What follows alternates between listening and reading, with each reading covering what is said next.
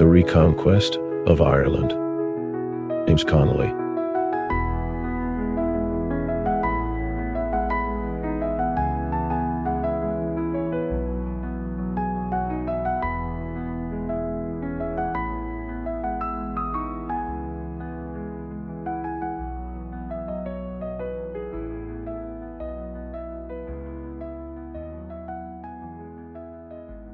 The conquest of Ireland had meant the social and political servitude of the Irish masses, and therefore the reconquest of Ireland must mean the social as well as the political independence from servitude of every man, woman, and child in Ireland. The underlying idea of this work is that the labor movement of Ireland must set itself the reconquest of Ireland as its final aim, that reconquest involves taking possession of the entire country, all its power of wealth production, and all its natural resources, and organizing these on a cooperative basis for the good of all, to demonstrate that this and this alone would be a reconquest. The attempt is made to explain what the conquest of Ireland was, how it affected the Catholic natives and the Protestant settlers, how the former were subjected and despoiled by open force, and how the latter were despoiled by fraud, and when they protested were also subjected by force, and how out of this common spoliation and subjection there arises today the necessity of common action to reverse the conquest, in order that the present population, descendants alike of the plebeian conquerors and the conquered plebeians, may enjoy in common fraternity and goodwill that economic security and liberty for which their ancestors fought, or thought they fought. The United Irishmen at the end of the 18th century, in an address to the conflicting religious sects of Ireland, declared, "We wish that our animosities were buried with the bones of our ancestors, and that we could unite as citizens and claim the rights of man." We echo that wish today, and add that the first social right of man is to live, and that he cannot enjoy that right, whilst the means of life for all are the private property of a class. This little book, as a picture of the past and present social conditions of the Irish masses, seeks to drive that lesson home, and to present to the reader some of the results which have followed in Ireland the capitalistic denial of that human social right. James Connolly. 1. Chapter 1. The Conquest of Ireland. Chapter 1. The Conquest of Ireland.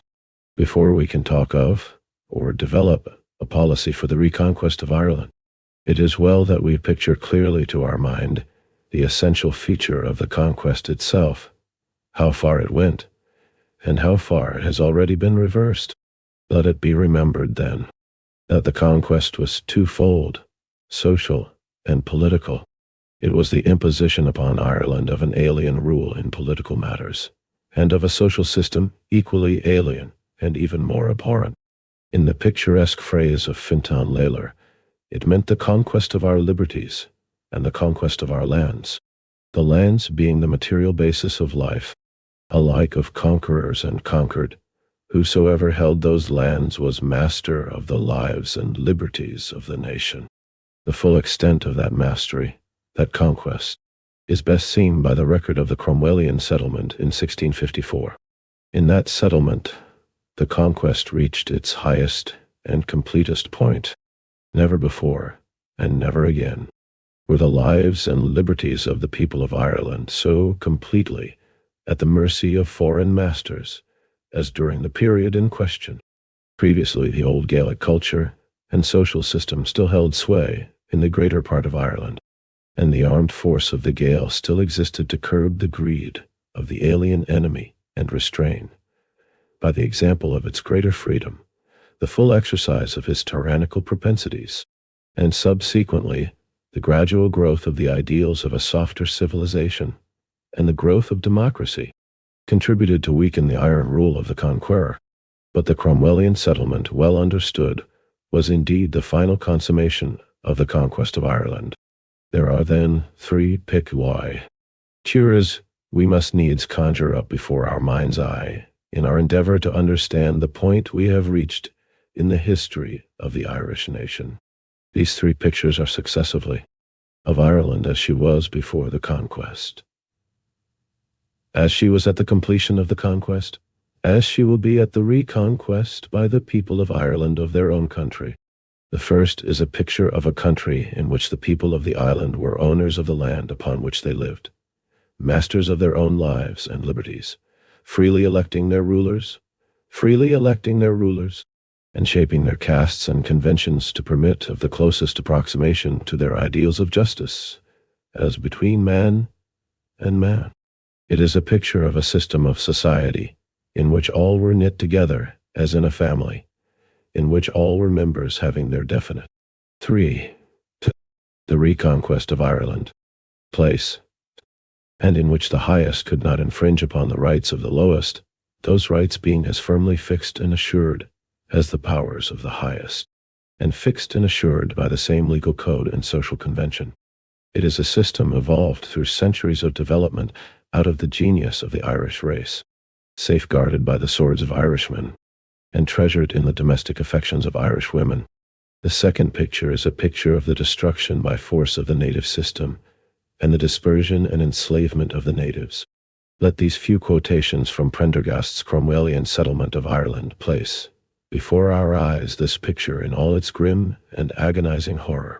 He tells of the proclamation issued by the English Parliament, directing that, by beat of drum and sound of trumpet, on some market day, within 10 days, after the same shall come unto them within their respective precincts, the English governors throughout Ireland shall proclaim that all the ancient estates and farms of the people of Ireland were to belong to the adventurers and the army of England, and that the Parliament had assigned Connaught for the habit wu, tion of the Irish nation, whither they must transplant their wives and daughters and children before the 1st of May, following 1654, under penalty of death if found on this side of the Shannon after that day.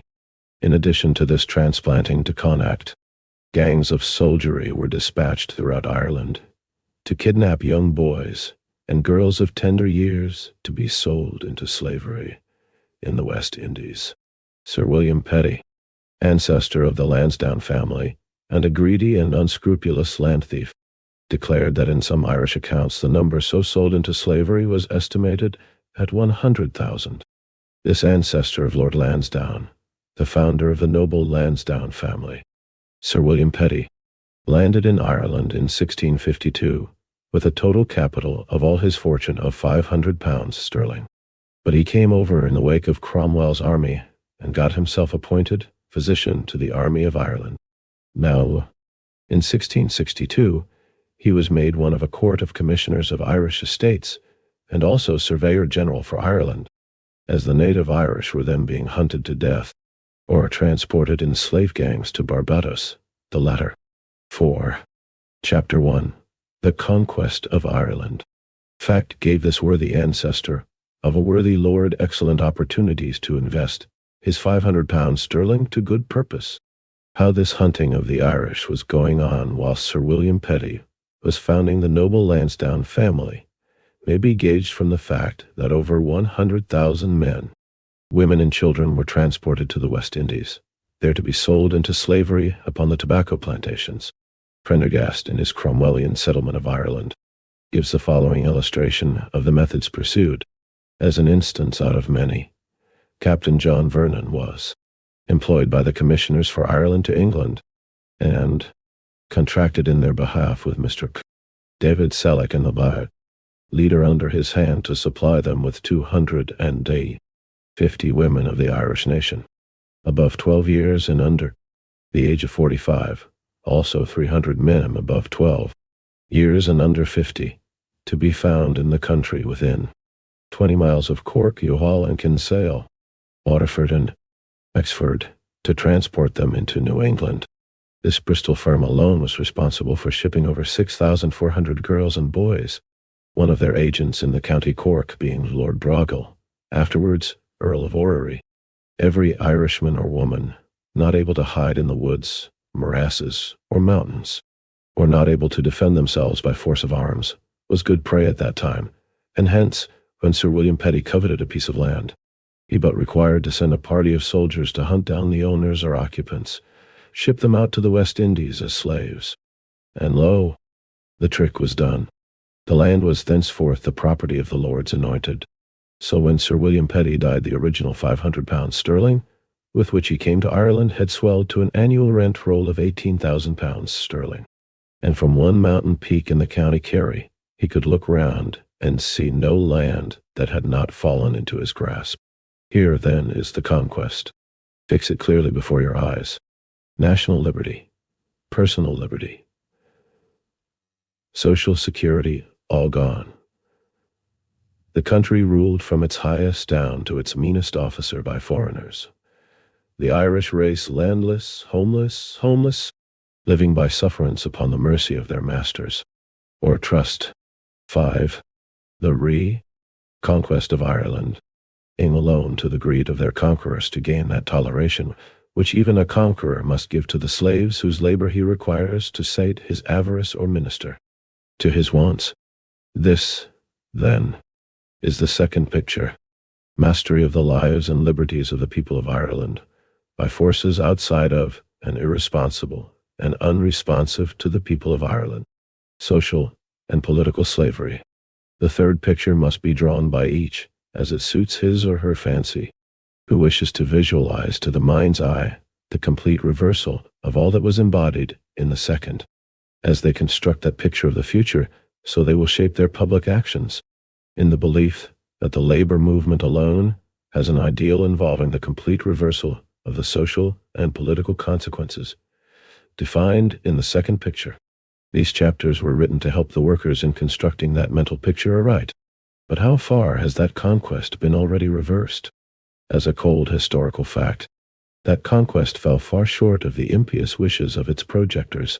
The projected removal of the entire people to within the confines of Connacht came into collision with the desires of the land thieves for a tenantry upon whose labors they could grow rich. Land without labor is valueless, and to be an owner of confiscated land, and that land lying idle for want of laborers, did not suit the desires of the new Cromwellian squirearchy. So gradually the laws were relaxed or their evasion connived at by the local rulers, and the peasantry began to reappear at or near their former homes, and eventually to gain permission to be tenants and laborers to the new masters. Into the towns the Catholic also began to find his way as a personal servant, or in some other menial way, ministering to the needs of his new rulers. Catholic women were within the forbidden territory as wives of Protestant officers or soldiers, and by rearing up their children in their own faith, whispering old legends into their ears by day, or crooning old Gaelic songs to them at night, helped, consciously or unconsciously, to recreate an Irish atmosphere in the very heart of the ascendancy. Ere long, by one of those silent movements of which the superficial historian takes no account, the proscribed people were once more back from the province into which they had been hunted, heartbroken and subdued, it is true, but nevertheless back upon their own lands. 6. Chapter 1. The Conquest of Ireland. In the north, the prescription had been more effectual for the Re-Conquest son that in that province there were Protestant settlers to occupy the lands from which the Catholics had been driven.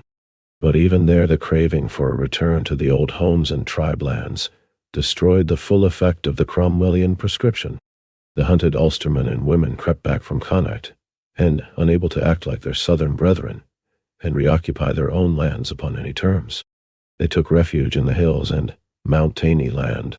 At first we can imagine these poor people led a somewhat precarious life, ever dreading the advent of a government force to dislodge them and drive them back to Connacht. But they persisted, built their huts, tilled with infinite toil the poor soil from which they scraped the accumulations of stones, and gradually established their families in the position of a tolerated evil. Two things helped in securing this toleration.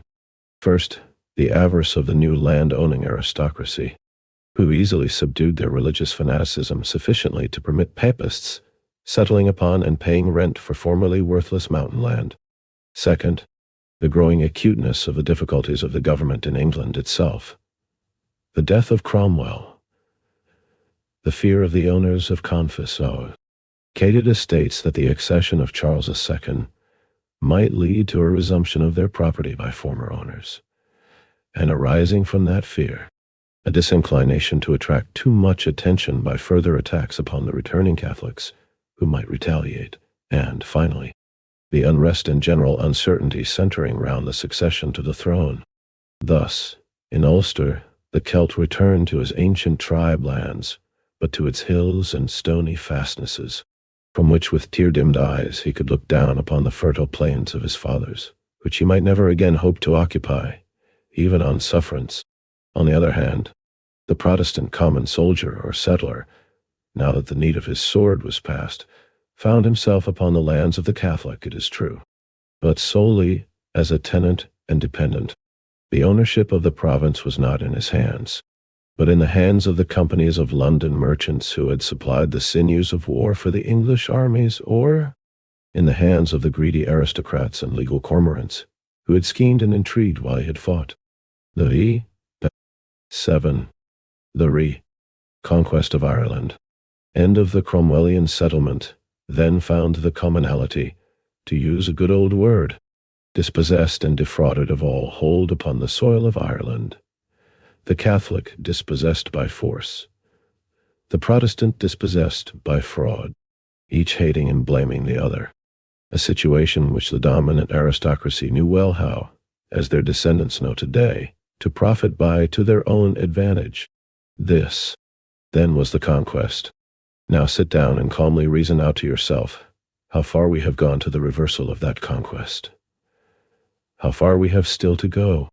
The measure of our progress towards its reversal is the measure of the progress of democracy in this island, as measured by the upward march of the lower classes, the insurgence of the peasantry against the landlord, the shattering of the power of the landlord, the surrender of the British government to the demand for the abolition of landlordism. All were so many steps toward the replanting, securely upon the soil of Ireland, of that population which, with sound of trumpet and beat of drum, were ordered 300 years ago, with their women and daughters and children, to betake themselves across the Shannon into Connacht, there to remain forever as the despised and hated helots of foreign masters. The unsatisfactory nature of the scheme for replanting may be admitted. The essential fact is the reversal of that part of the conquest which demanded and enforced the uprooting and expropriation and dispersion of the mere Irish. In this, as in the political and social world generally, the thing that matters most is not so much the extent of our march, but rather the direction in which we are marching. On the political side, the reconquest of Ireland by its people has gone on even more exhaustively and rapidly.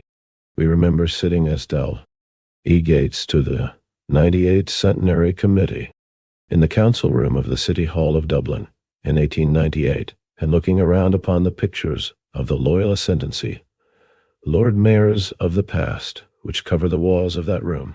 At first we thought merely that if the dead do have cognizance of the acts of the living, surely fierce and awful must be the feelings of these old tyrants at the thought that such a room should be handed over gratuitously to the use of such rebels as were there upon that occasion.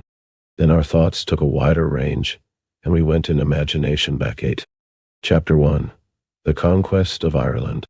To that period we have spoken of as the culmination of the conquest, and forward to the following year, when we were assured that under the local government act the representatives of the labourers of Ireland might sit and legislate all over Ireland in such halls of local power as the council room of the municipality of Dublin. What a revolution was here!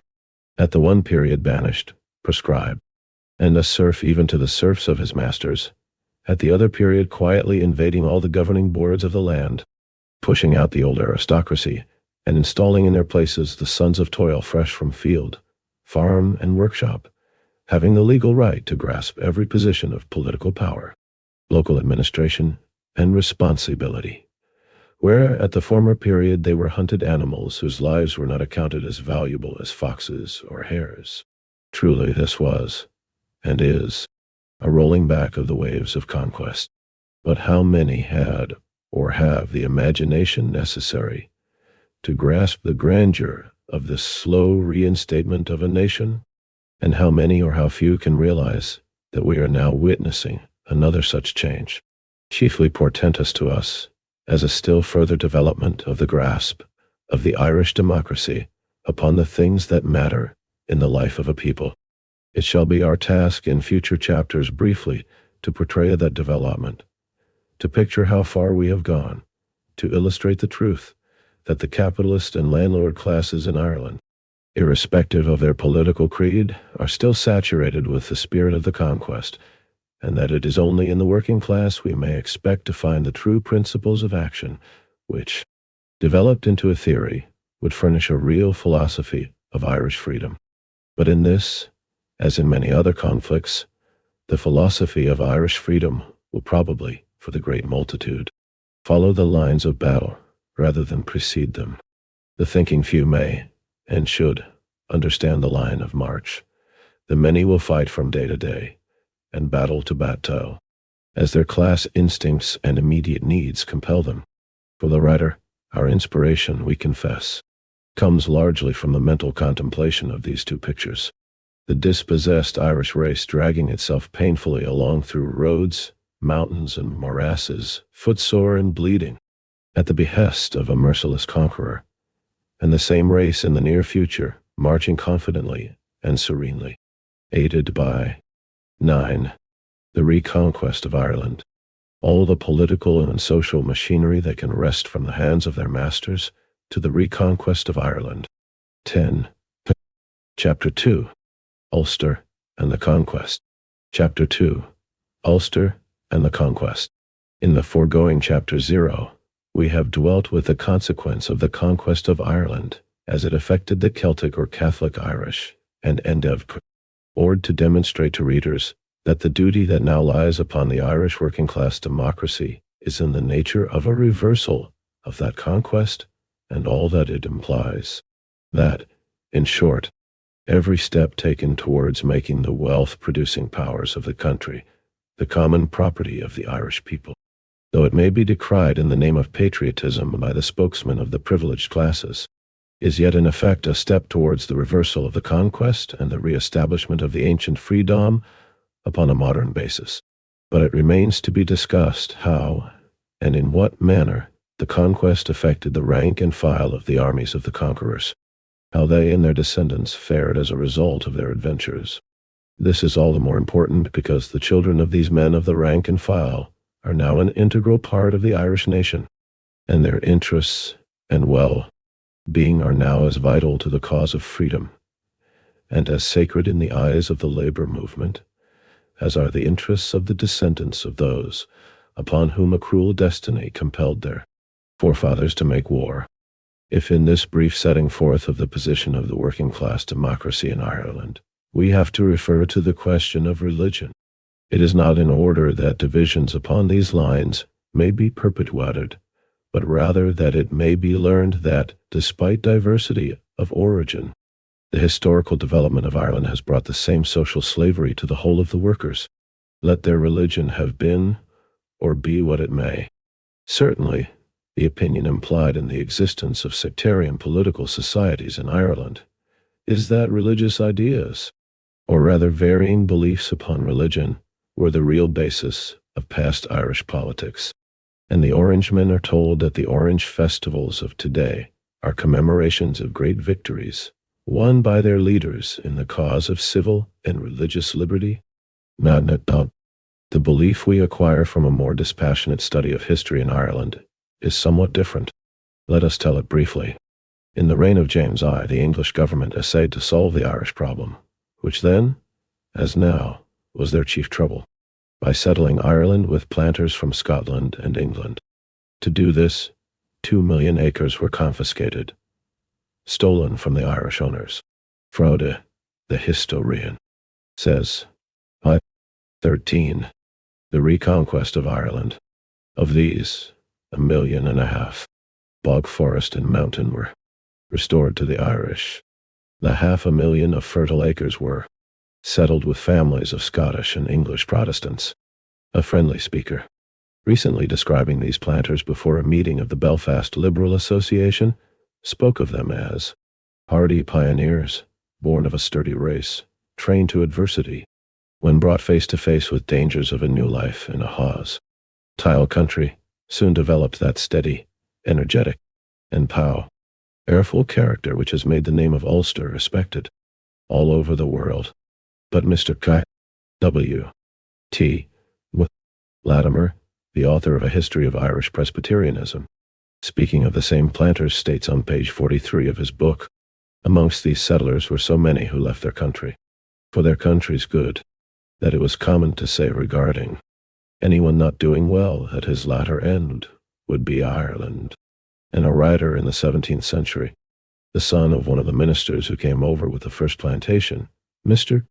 Stewart, is quoted by Lecky in his History of England in the 18th century as saying, "From Scotland came many, and from England not a few.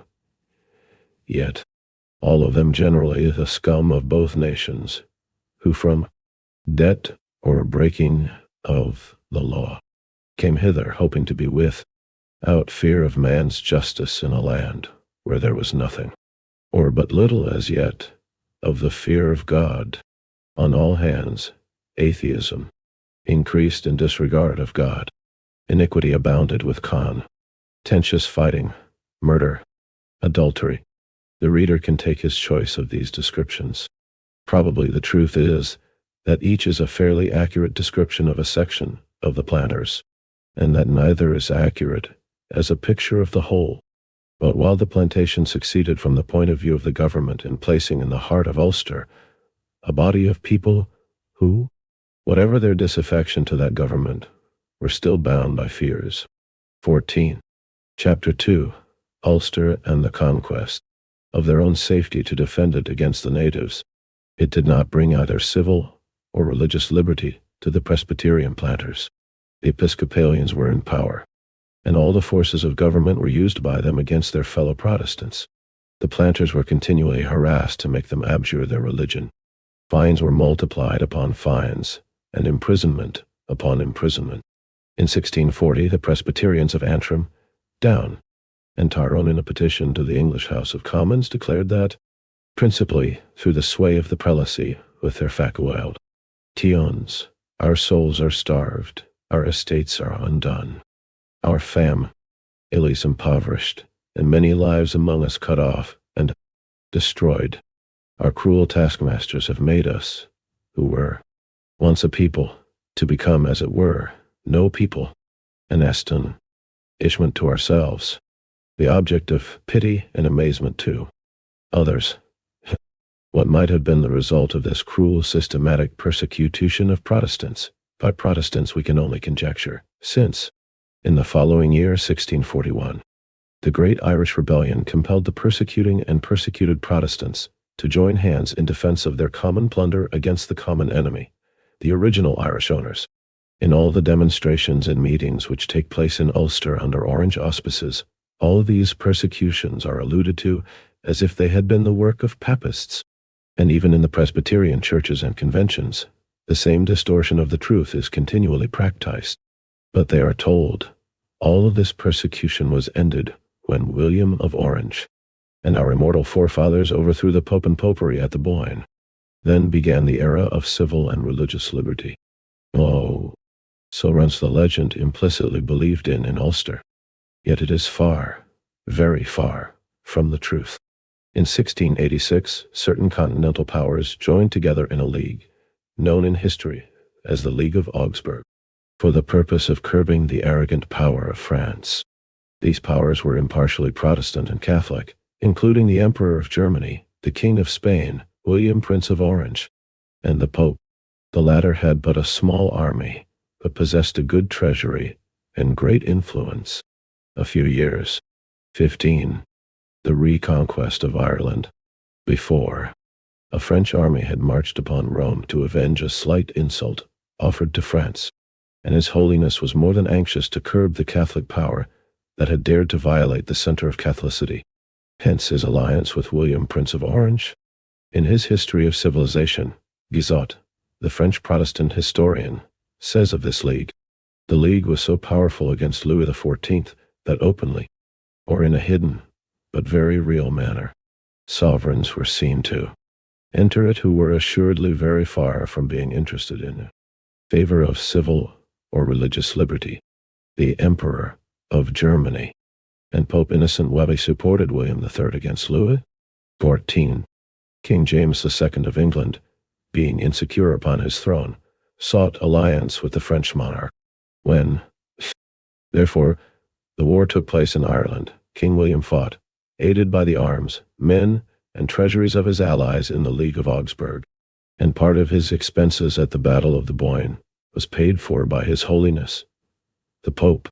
Moreover, when news of King William's victory reached Rome, a Te Deum was sung in celebration of his victory over the Irish adherents of King James and King Louis. Similar celebrations were also held at the great Catholic capitals of Madrid and Brussels.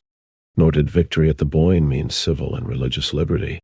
The Catholic Parliament of King James, meeting in Dublin in 1689, had passed a law that all religions were equal, and that each clergyman should be supported by his own congregation only, and that no tithes should be levied upon any man for the support of a church to which he did not belong.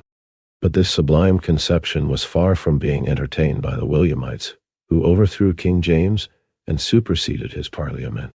The Episcopalian Church was immediately re-established, and all other religions put under the ban of the law. I need not refer to the penal laws against Catholics. They are well enough known. It is sufficient to point out that England and Wales have not yet attained to that degree of religious equality established by Acts 13 and 15 of the Catholic Parliament of 1689, and that date was the last in which Catholics. 16. Chapter 2. Ulster and the Conquest. And Protestants sat together in Parliament until the former compelled an Emancipation Act in 1829. Mr.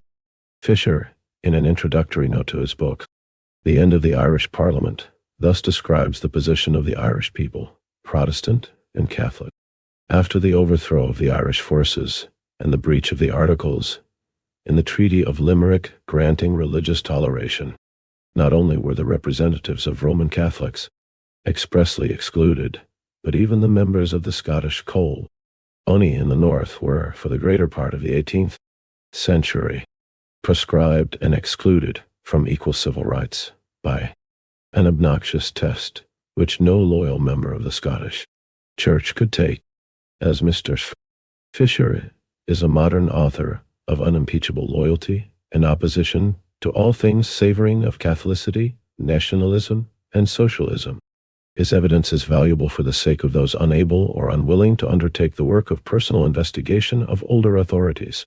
For the Presbyterians, the victory at the Boyne simply gave a freer hand to their Episcopalian persecutors. In 1691, after the accession of William III, a Presbyterian minister was liable to 3 months in the common jail for delivering a sermon, and to a fine of £100 for celebrating the Lord's Supper. In 1704, Derry was rewarded for its heroic defense by being compelled to submit to a test act, which shut out of all offices in the law, the army, the navy, the customs and excise and municipal employment, all who would not conform to the Episcopalian Church. 10 aldermen and 14 burgesses are said to have been disfranchised in the maiden city by this iniquitous act, which was also enforced all over Ireland. Thus, at one stroke, Presbyterians, Quakers, and all other dissenters were deprived of what they had imagined they were fighting for. After Derry, Aughrim and the Boyne, Presbyterians, Unitarians, Quakers, and all other dissenters from the Episcopalian Church were thus shut out from representation in any parliamentary borough. They were excluded from all seats in the corporation, even in such places as Belfast, where they then formed almost the entire population. In fact, 17. The Re-Conquest of Ireland is even alleged by Protestant writers that at that time greater toleration was shown by King William's government and its immediate successor to Catholics than to Protestant dissenters from episcopacy. Presbyterians were forbidden to be married by their own clergymen. The ecclesiastical courts had power to fine and imprison offenders, and to compel them to appear in the parish church and make public confession of fornication, if so married. At Lisburn and Tulliash, Presbyterians were actually punished for being married by their own ministers. Some years later, In 1772, a number of Presbyterians were arrested for attempting to establish a Presbyterian meeting house in Belturbet. In 1713, the Presbyterians attempted to secure a foothold in Drogheda. Their rivals, the Episcopalians, took alarm, and upon a Presbyterian missionary, the Rev. James Fleming of Lurgan, proceeding to Drogheda, he and 3 of his co-religionists in that town were arrested and committed to stand trial at the assizes for riot and unlawful assembly, said offense having taken the form of a prayer meeting on Presbyterian lines. The Rev. William Bigger was also, in the following week, committed to prison for 3 months for the same offense. Rev. Alexander McCracken of Lisburn was fined £500 and committed to 6 months' imprisonment as a non-juror. In the same year, an act passed in the English Parliament made Presbyterian schoolmasters liable to 3 months' imprisonment for teaching. The marriage of a Presbyterian and an Episcopalian was declared illegal. In fact, the ministers and congregations of the former church were treated as outlaws and rebels, to be fined, imprisoned, and harassed in every possible way. They had to pay tithes for the upkeep of the Episcopalian ministers, were fined for not going to the Episcopalian church, and had to pay church cess for buying sacramental bread, ringing the bell, and washing the surplices of the Episcopalian clergymen. All this, remember, in the generation immediately following the Battle of the Boyne. Upon this point, the testimony of the great anti-Catholic historian and champion of the property classes, Froude, is very interesting. He says, vexed with suits in the ecclesiastical courts, forbidden to educate their children in their own faith, treated as danger 18. Chapter 2, Ulster and the Conquest, house to a state which but for them would have had no existence, and associated with papists in an act of parliament, which deprived them of their civil rights. The most earnest of fought them abandoned the unthankful service. They saw at last that the liberties for which they and their fathers fought were not to be theirs in Ireland, if they intended to live as freemen, speaking no lies, and professing openly the creed of the Reformation. They must seek a country where the long arm of prelacy was still too short to reach them. During the first half of the 18th century, Down Antrim, Tyrone, Armagh, and Derry were emptied of Protestant inhabitants who were of more value to Ireland and Californian gold mines, while the scattered colonies of the South denied chapels of their own, and if they did not wish to be atheists or papists, offered the alternative of conformity or departure, took the government at their word and melted away.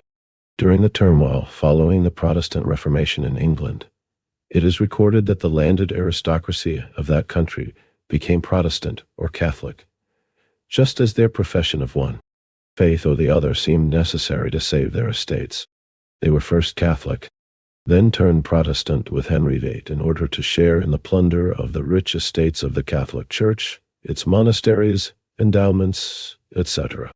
And as monarch succeeded monarch, the nobility changed their faith to suit that of the monarch, always stipulating, however, for the retention of their spoil.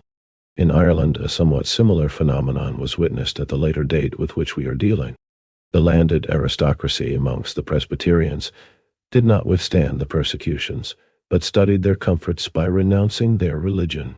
The author of the History of Irish Presbyterianism says, and the saying is well corroborated elsewhere, that the Presbyterian aristocracy had gone over to prelacy, which they had sworn to extinguish. And in another place he thus sums up the results of this upon the political situation of the Presbyterians. And he might have included all the sects outside of the Episcopal Church in the century immediately following the Battle of the Boyne. 19. The Re-Conquest of Ireland.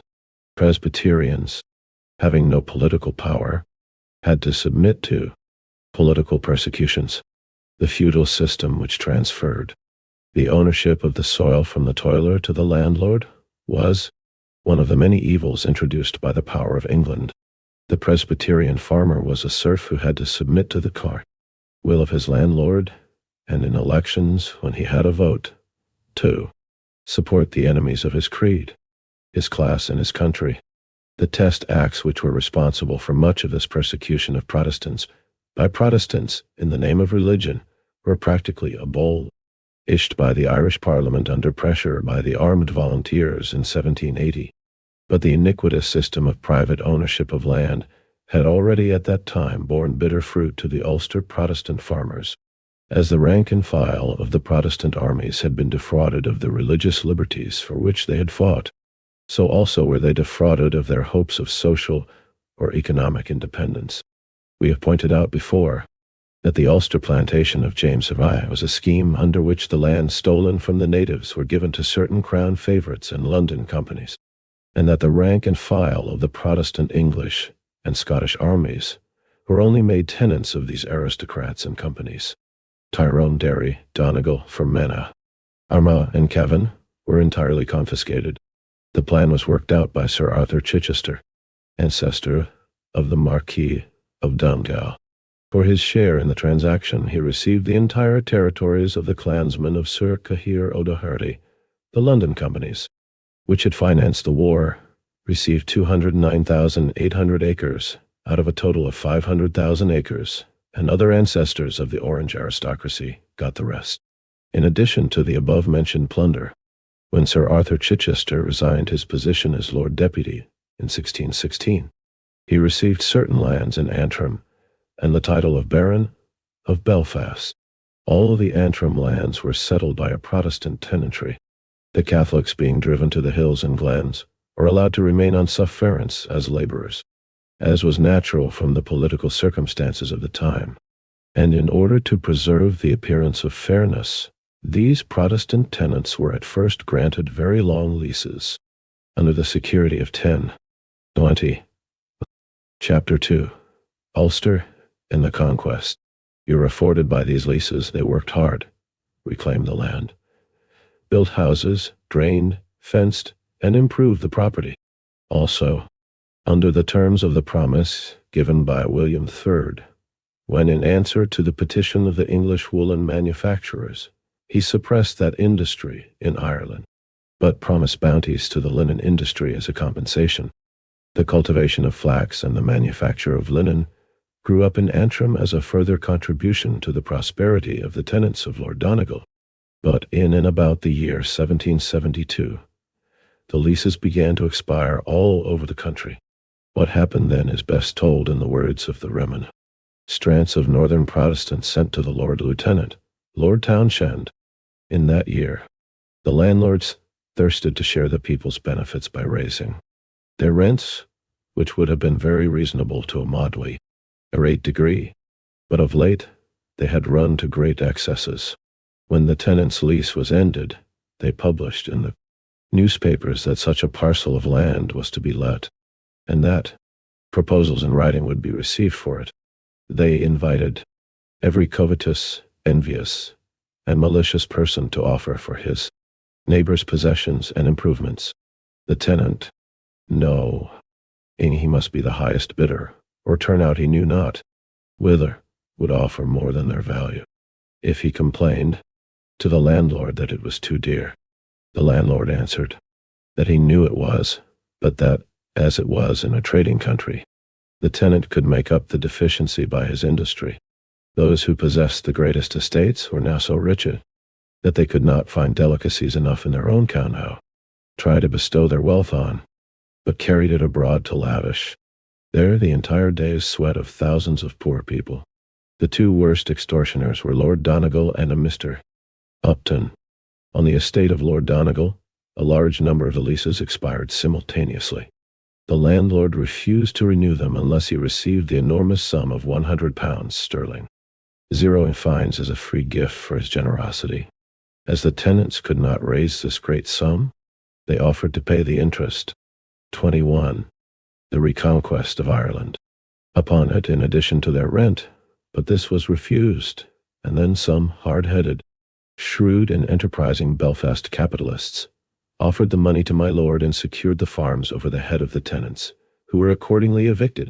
According to Froude, in his English in Ireland in the 18th century, and Froude was as bitter, malevolent, and anti-Irish a historian as ever wrote. In the 2 years that followed the Antrim evictions, 30,000 Protestants left Ulster for a land where there was no legal robbery, and where those who sowed the seed could reap the harvest. Those who remained at home did not accept their fate with complacency, nor show that voluntary abasement before the aristocracy characteristic of their descendants today. They formed a secret society, the Hearts of Steel, which strove by acts of terrorism to redress some of their grievances. In a manifesto issued by this organization in 1772, the following sentence appears. The Supreme Judge himself had excited them to commotion, to cause the landlords on whom no mild means will prevail, to observe the pale faces and the thin clothing of their honest Protestant subjects who had enriched the country by their industry. When in the same year 6 of their number were arrested and lodged in the town jail of Belfast, the members of this society assembled from all parts of Down and Antrim, marched upon Belfast, stormed the jail, and released their comrades. The thin clothing and pale faces of honest Protestant workers are still in evidence in Belfast. Let us hope that they will ere long be marching again to storm the capitalist system which has for so long imprisoned not only the bodies but the souls of their class. 22. Chapter 3. Dublin in the 20th Century. Chapter 3. Dublin in the 20th Century. Someone has said that the most deplorable feature of Irish life is the apparent lack of civic consciousness. It is, indeed, strange that the people of a nation which has shown indomitable determination in its struggle for the possession of the mere machinery of government should exhibit so little capacity to breathe a civic soul into such portions of the machinery as they had already brought under their control. That this phenomenon is explicable in a manner not at all to the discredit of the citizens of the towns and cities of Ireland is quite true. But true also is it that a full and generous admission of the adverse influences that have hindered or retarded the development of a civic or municipal, as distinguished from an aggressive or even self-sacrificing national patriotism, does not absolve those citizens from the duty of laboring to overcome our national failing in this respect. An Irish municipality elected by the male and female vote errs under the present suffrage ought to be, in its public activities, breadth of outlook, and comprehensiveness of ambition for the social well-being and mental enrichment of its inhabitants, a center of pride to the Irish race, and a shining example of the possibilities of the future of Ireland under free and self-governing institutions.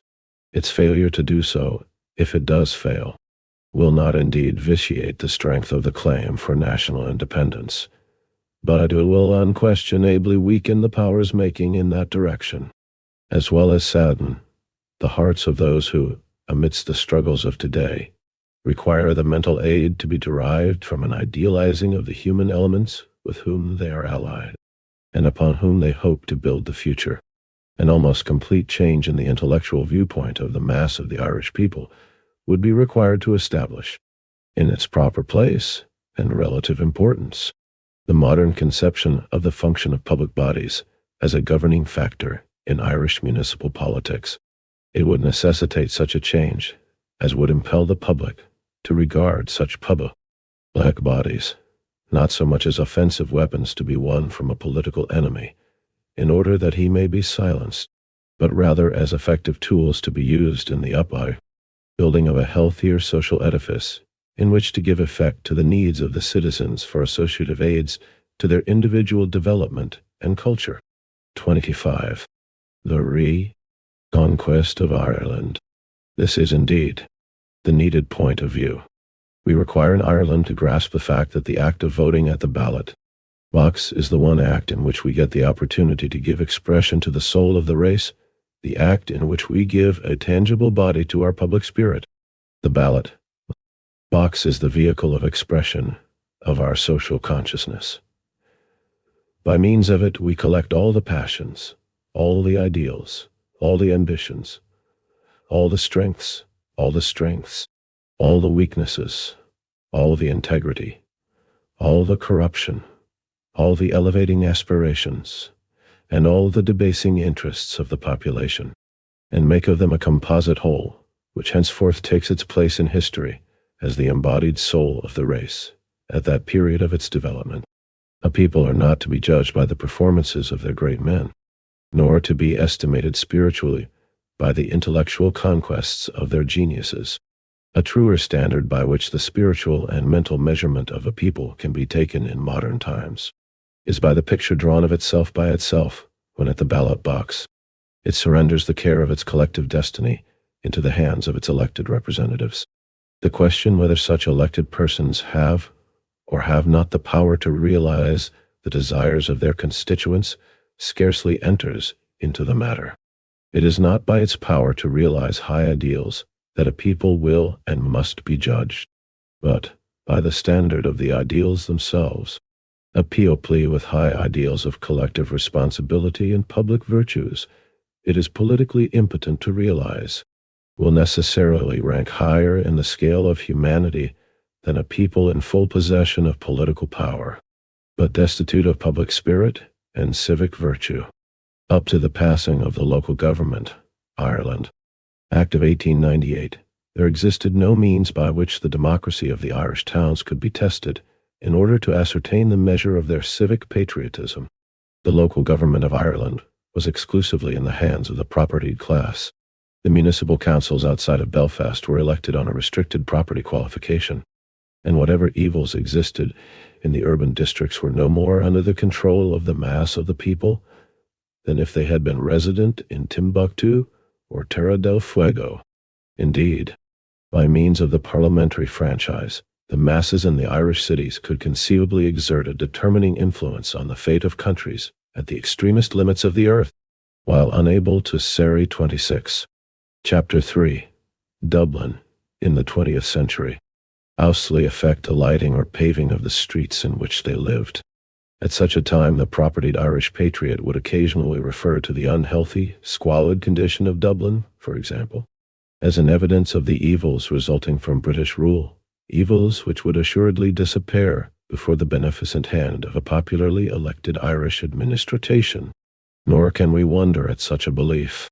Assuredly, it was within the realm of probability that a people suffering under the smart of intolerable conditions caused by a misuse of political power and social privilege should, at the first opportunity, set itself to the task of sweeping away such conditions by a public-spirited use of their newly acquired control of municipal powers.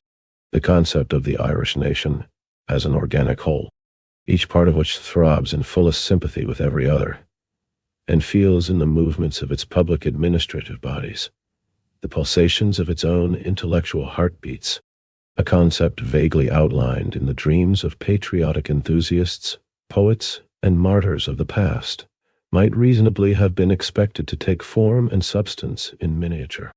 With the establishment of popular control over cities in which hundreds of thousands of Irish men, women, and children pass their lives, if it has not taken form, if to at day the cities and towns of Ireland are a reproach to the land, and a glaring evidence of the incapacity of the municipal rulers of the country, the responsibility for the failure lies largely with those who, in the past, had control of the political education of the Irish masses, and failed to prepare them for the intelligent exercise of those public powers for which they were taught to clamor. That they were not prepared, and that no effort is therefore being made to give form and substance to any conception of civic patriotism, is only too evident to those who are even casually acquainted with the majority of Irish cities. A glance at the condition of Dublin, for instance, reveals a state of matters sadly eloquent of the woeful lack of public spirit in those who are responsible as municipal rulers, and those who, as electors, tolerate such rulers. The following comment of the medical press upon the occasion of the conferring of the freedom of the city upon Sir Charles Cameron gives in concise form the facts relative to the health of Dublin in 1911, and is useful also as an illustration of the opinion of enlightened outsiders. 27. The Re-Conquest of Ireland, upon our municipal progress, or lack of progress, and as a comparison with the cities usually reckoned the least progressive in the world. in the resolution conferring the freedom of the city on Sir Charles Cameron says, the medical press, it is stated that Dublin can now boast of comparative freedom from almost all of the malignant diseases which assail mankind. If such a boast were made, it would be a lying one. Again, reference is made to the excellent state of public health, which now obtains in Dublin. Let us get to facts. According to the latest returns, the death rate in Dublin was 27.6 per 1,000. This was the highest of any city in Europe, as given in the Registrar General's list, the next highest being that of Mosmos, Cow, 26.3 per 1,000. In Calcutta, in the presence of plague and cholera, the rate was only 27 per 1,000. Again, in the first 6 weeks of the present year, there were 63 deaths, 10 a week, from 4 infectious diseases, scarlatina, typhoid, diphtheria, and whooping cough. Yet this epidemic is what an alderman of the city, generally well informed, airily described at a public dinner the other day as trifling. The thoughtful reader cannot but be impressed and saddened by the comparison drawn, in the above extract, between Dublin and such cities as Moscow and Calcutta. That it should be possible to draw such a comparison, or any comparison but a favorable one, between the capital of Ireland, governed by its citizens, and a city ruled autocratically by the liberty-hating officials of Russian Tsardom, is bad enough. But that an even more unfavorable comparison could truthfully be drawn between Dublin and an Asiatic city inhabited by a population destitute of civic power or political responsibility, and unacquainted with the first laws of hygienic teaching, is surely so much a humiliation that it should fire every Irishman and woman with a fierce eagerness to remove such a stigma. Lest some of our readers might think that the English source from which this extract is taken may possibly be unduly influenced by national prejudice in its criticism. A most unfair assumption. We may quote the declaration of the medical officer of health in question in his remarkable letter to 28, Chapter 3, Dublin in the 20th Century, the Lord Mayor of Dublin in 1909. The comparison he draws is even more useful, as the towns instanced possess the same municipal powers and are elected upon the same franchise as Dublin. He says, it must be admitted that the general death rate is far in excess of the mean death rate in English towns. In 1908, the mean death rate in the 76 largest English towns was 15.8.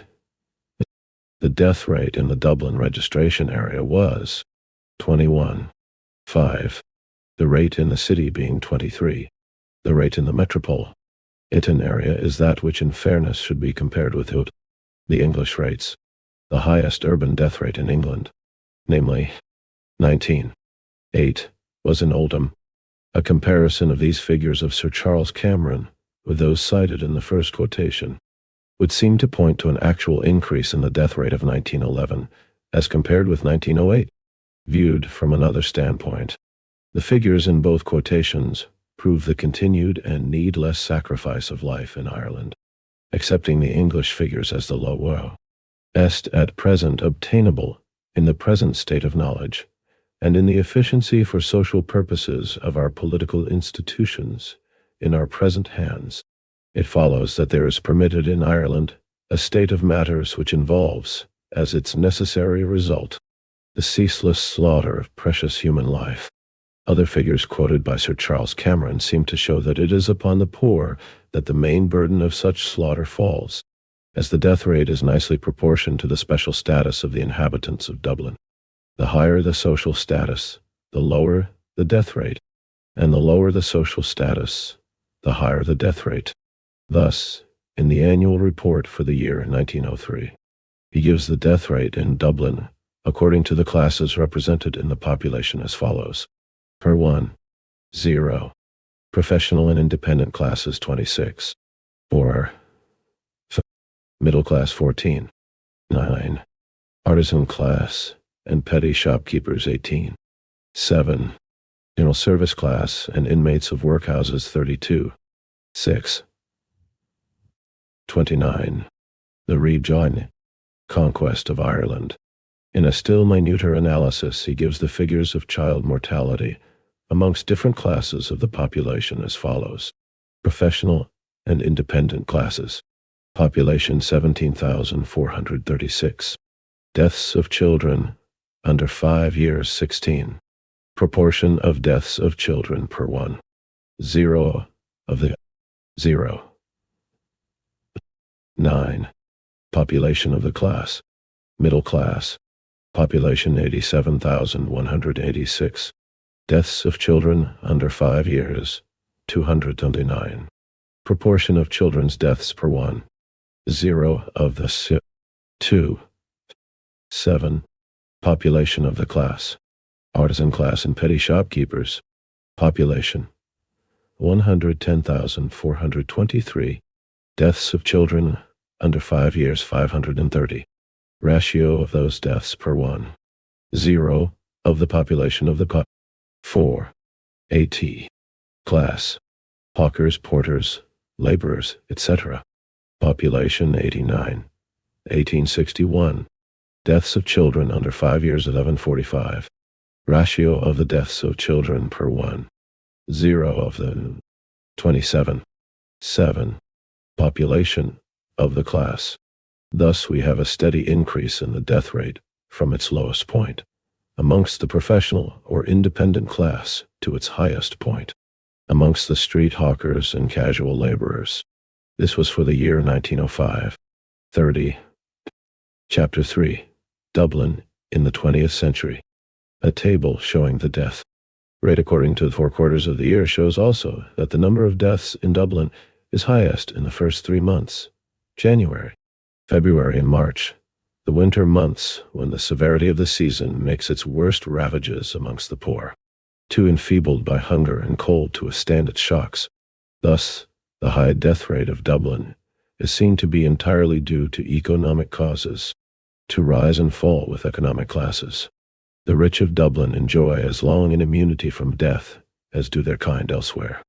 It is the slaughter of Dublin's poor that gives the Irish metropolis its unenviable and hateful notoriety amongst civilized nations. Now, what is the cause of this terrible state of matters, this hideous blot upon the Irish name? The original causes are many, but the one cause of its continuance is the lack of public spirit amongst the municipal rulers, and that again is only possible because of the want of proper training in democratic ideas amongst the mass of the electors. Democracy, as a reasoned out faith, has not had in Ireland yet the proper political or social environment in which to grow. Whatever democracy there is instinctive and spontaneous, and is not the result of sound political teachings, or the outcome of deep reflections upon the growth and development of social or political institutions. Usually the Democrats of Ireland have been rebels against political tyranny. The necessity of keeping up the fight for the establishment of the political machinery through which democracy might express itself interfered with, and indeed destroyed, the possibility of developing, as a theory or philosophical system, those democratic principles which inspired the rebels personally. And as the fate of the rebels was generally an unhappy one, the masses of the people have had no opportunity of assimilating democratic thought, except in the fitful flashes of political oratory, or the almost as ephemeral pamphleteering of our more brilliant revolutionists. This is indeed the only assignable reason why our working class voters as a rule use so badly these rights for which so many of our bravest and noblest fought and toiled and agonized during the long dark night of our past, in awakening the working class to a realization of the necessity of using their votes for the purpose of social regeneration, to make the city in which they live be an aid to their individual uplifting and to their 31. The Re-Conquest of Ireland. Physical and moral strength. It should ever be borne in mind that the representative institutions of that city should, as we have already said, be an expression of the soul of the race, and that, as the soul directs the activities of the body in a clean or unclean direction, so shall our representative governing bodies make for or against clean living in clean habitations in a clean city. It is well to remember that the conquest never interfered with the right or power of the individual in Ireland to grow rich by betraying or surrendering the nation. It was only against the nation and those who had identified themselves with it that conquest was directed. Hence, the reversal of the conquest implies the assertion of the rights and powers of the community, city, or nation over against those of the individual. The conquest was, in Irish politics, the victory of the capitalist conception of law and the functions of law. The reconquest will be the victory of the working class conception, the reestablishment of the power of the community over the conditions of life that assist or retard the development of the individual. On the statute book today there are certain laws giving to the Dublin workers, through the corporation, powers over the conditions of life in their city. These powers, if properly and relentlessly utilized, would go a long way towards remedying that fearful state of affairs already cited, and would also be in direct accord with the general movement to re-establish the true Irish nation. The corporation has the power to close and demolish insanitary houses, unless they are put in a state to satisfy the Board of Health. It has the power to execute necessary repairs to tenement houses and compel the owners to pay the expense. If these owners refuse to execute the repairs themselves, it has the power to make bylaws governing tenement houses and can thus enforce the efficient cleaning, lighting, renovating, and building of such houses according to the most modern hygienic ideas. This, of itself, could be made sufficient to revolutionize completely the tenement house system in the city. It has the power to build houses, and any money it borrows for that purpose does not affect its legal credit or borrowing powers as a municipality. It has the power to acquire land for the purpose of creating cemeteries. And 32. Chapter 3. Dublin in the 20th century can thus put an end to the scandalous robbery of the poor, practiced by the Catholic Cemeteries Committee at Glasnevin. These powers it already has. But other powers are needed and must be demanded if the workers of Dublin would make the most of their inheritance, as the further powers required for Dublin are also required for the rest of the country. It would be unwise to develop that portion of our plan now, before dealing with the evil state of matters with which we find ourselves confronted all over Ireland as a result of our political subjection and social disorganization in the past.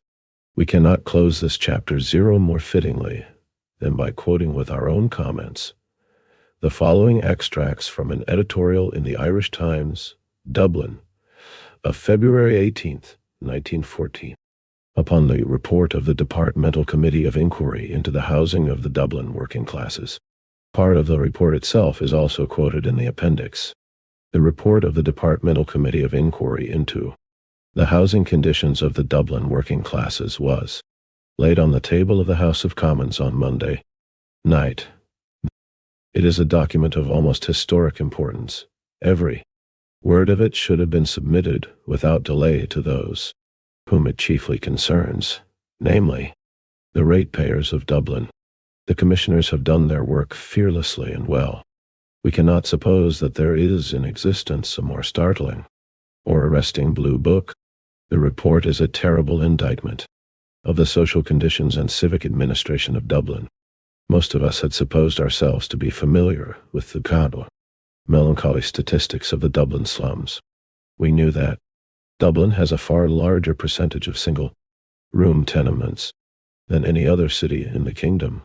We did not know that nearly 28,000 of our fellow citizens live in dwellings which even the corporation admits to be unfit for human habitation. We had suspected the difficulty of decent living in the slums. This report proves the impossibility of it. Nearly a third of our population so live that from dawn to dark and from dark to dawn it is without cleanliness, privacy, or self-respect. The sanitary conditions are revolting. Even the 33. The Re-Conquest of Ireland. Ordinary standards of savage morality can hardly be maintained. To condemn a young child to an upbringing in the Dublin slums is to condemn it to physical degradation and to an appalling precocity in vice. These four level-headed civil servants have drawn a picture, hardly less lurid than the scenes of Dante's Inferno. And they give chapter 0 and verse for every statement. It is a bitter reproach to Dublin that their report should go forth to the world, but it is a necessary and well-deserved reproach. We are to blame, but the chief share of blame rests on the Corporation of Dublin. The report is perfectly fair to the corporation. It gives it full credit for what it has done in the matter of housing schemes, and recognizes the weight of its inherited embarrassments. But the commissioners have been compelled to find that the corporation is directly responsible for the worst evils of the tenement system. They tear to pieces the excuse so often presented to ourselves and other critics that admitted defects could not be remedied without fresh legislation. The report finds that the corporation has grossly abused and mismanaged its existing powers. It has utterly failed to enforce its sanitary authority under the Act of 1890. It has encouraged slum ownership, not merely by connivance, but by example. The report finds that 3 members of the corporation, Alderman O'Reilly and Corrigan and Cowno, Sailor Crozier, are returned in evidence as owning, or being, interested in 9, 19, and 18 tenement houses, respectively. Some of their property is classed as third-class property. 10 other members of the corporation own, or are interested in, tenement houses. The report exposes the scandal of the rebate system, which was designed to encourage and reward decent and conscientious management of tenement property.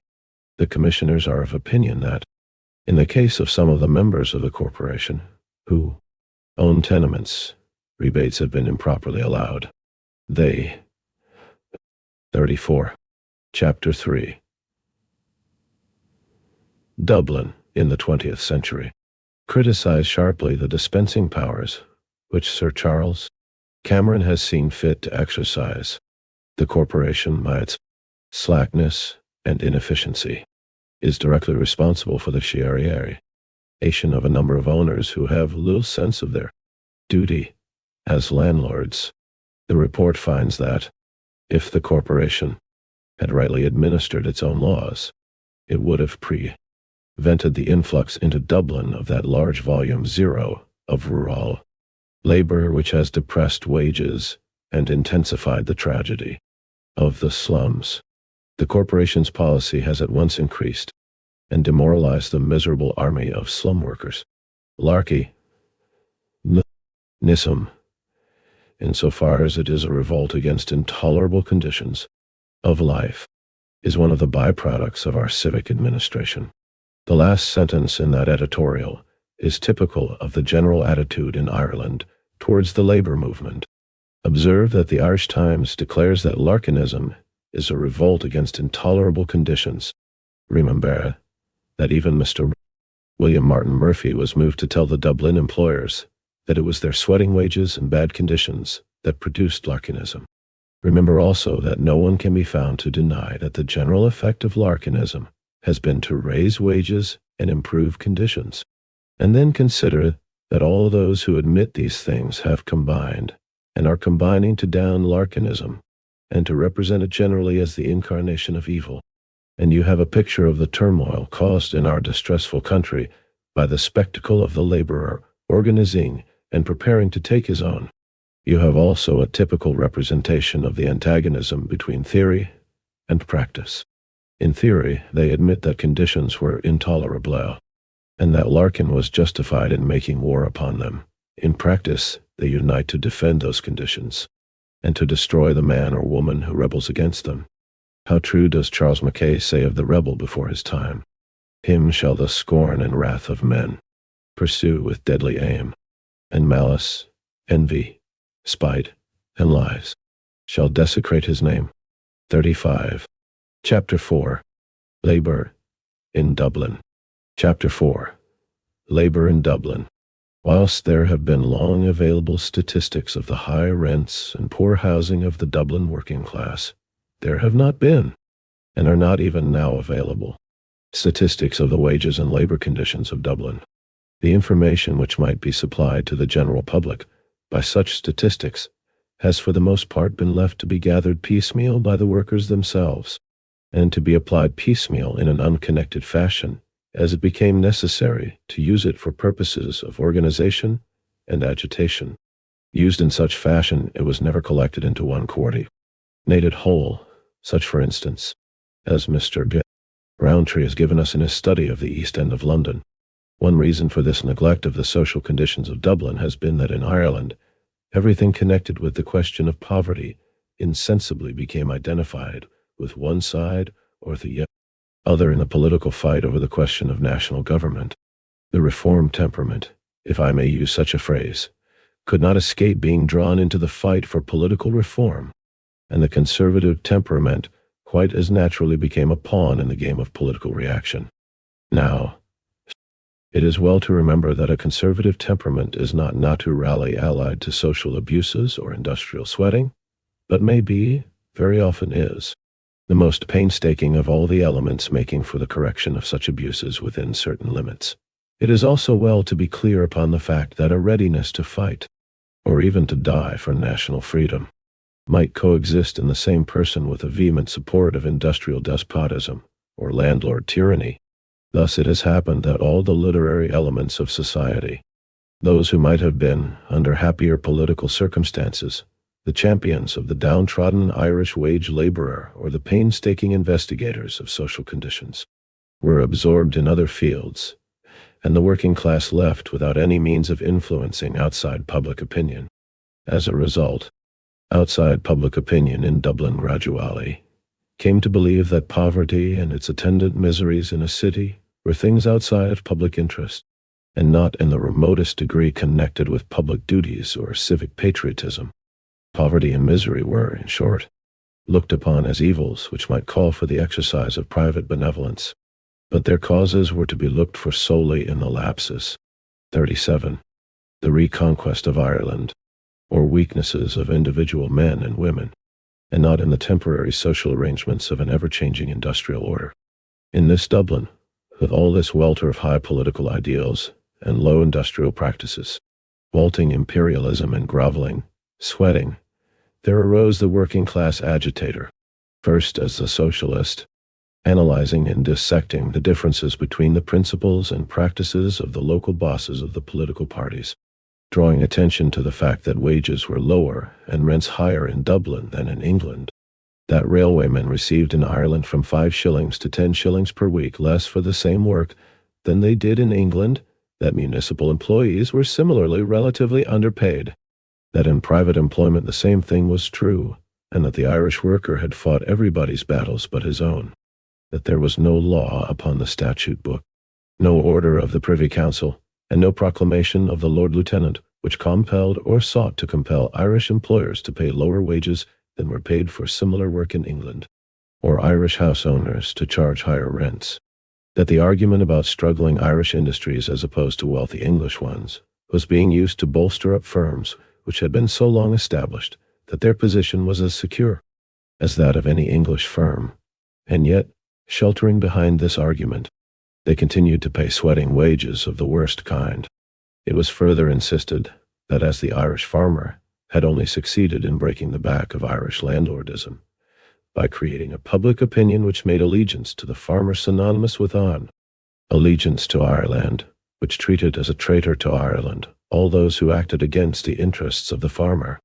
So the Irish working class could in its turn only emancipate itself by acting resolutely upon the principle that the cause of labor was the cause of Ireland, and that they who sought to perpetuate the enslavement and degradation of labor were enemies of Ireland, and hence part and parcel of the system of oppression, that the conquest of Ireland had meant the social and political servitude of the Irish masses, and therefore the Re-Conquest of Ireland must mean the social as well as the political independence from servitude of every man, woman, and child in Ireland. In other words, the common ownership of all Ireland by all the Irish. 38. Chapter 4. Labour in Dublin. In the soil thus prepared, there came at a lucky moment the organization of the Irish Transport and General Workers' Union. This union has, from its inception, fought shy of all theorizing or philosophizing about history or tradition itself, directly to the work nearest its hand, has fought to raise the standard of labor conditions in Dublin to at least an approximation of decent human conditions. To do this, it has used as its inspiring battle cry, as the watchword of its members, as the key word of its message, the affirmation that an injury to one is the concern of all. An affirmation which we all admire when we read of it as the enunciation of some Greek or Roman philosopher, but which we are now being asked to abhor when translated into action. It appears in our midst as the sympathetic strike. Writing without time to consult books, we remember that one of the wise men of old, when asked, "What was the most perfect state?" answered, "That in which an injury to the meanest citizen was considered as an outrage upon the whole body." And the reply has come down the ages to us as the embodiment of wisdom. Is it an illustration of the conflict between our theories and our practice that the lowest paid, least educated body of workers are the only people in Ireland who try to live up to this ideal, and that this attempt of theirs should lead to their being branded as outlaws? What is the sympathetic strike? It is the recognition by the working class of its essential unity, the manifestation in our daily industrial relations that our brothers' fight is our fight, our sisters' troubles are our troubles, that we are all members one of another. In practical operation, it means that when any body of workers is in conflict with their employers, that all other workers should cooperate with them in attempting to bring that particular employer to reason by refusing to handle his goods. That, in fact, every employer who does not consent to treat his workpeople upon a civilized basis should be treated as an enemy of civilization, and placed and kept outside the amenities and facilities offered by civilized communities. In other words, that he and his should be made taboo, treated as unclean, as tainted, and therefore likely to contaminate all others. The idea is not new. It is as old as humanity. Several historical examples will readily occur to the mind of the thoughtful reader. The Wemgericht of Germany of the Middle Ages, where the offending person 39. The Re-Conquest of Ireland.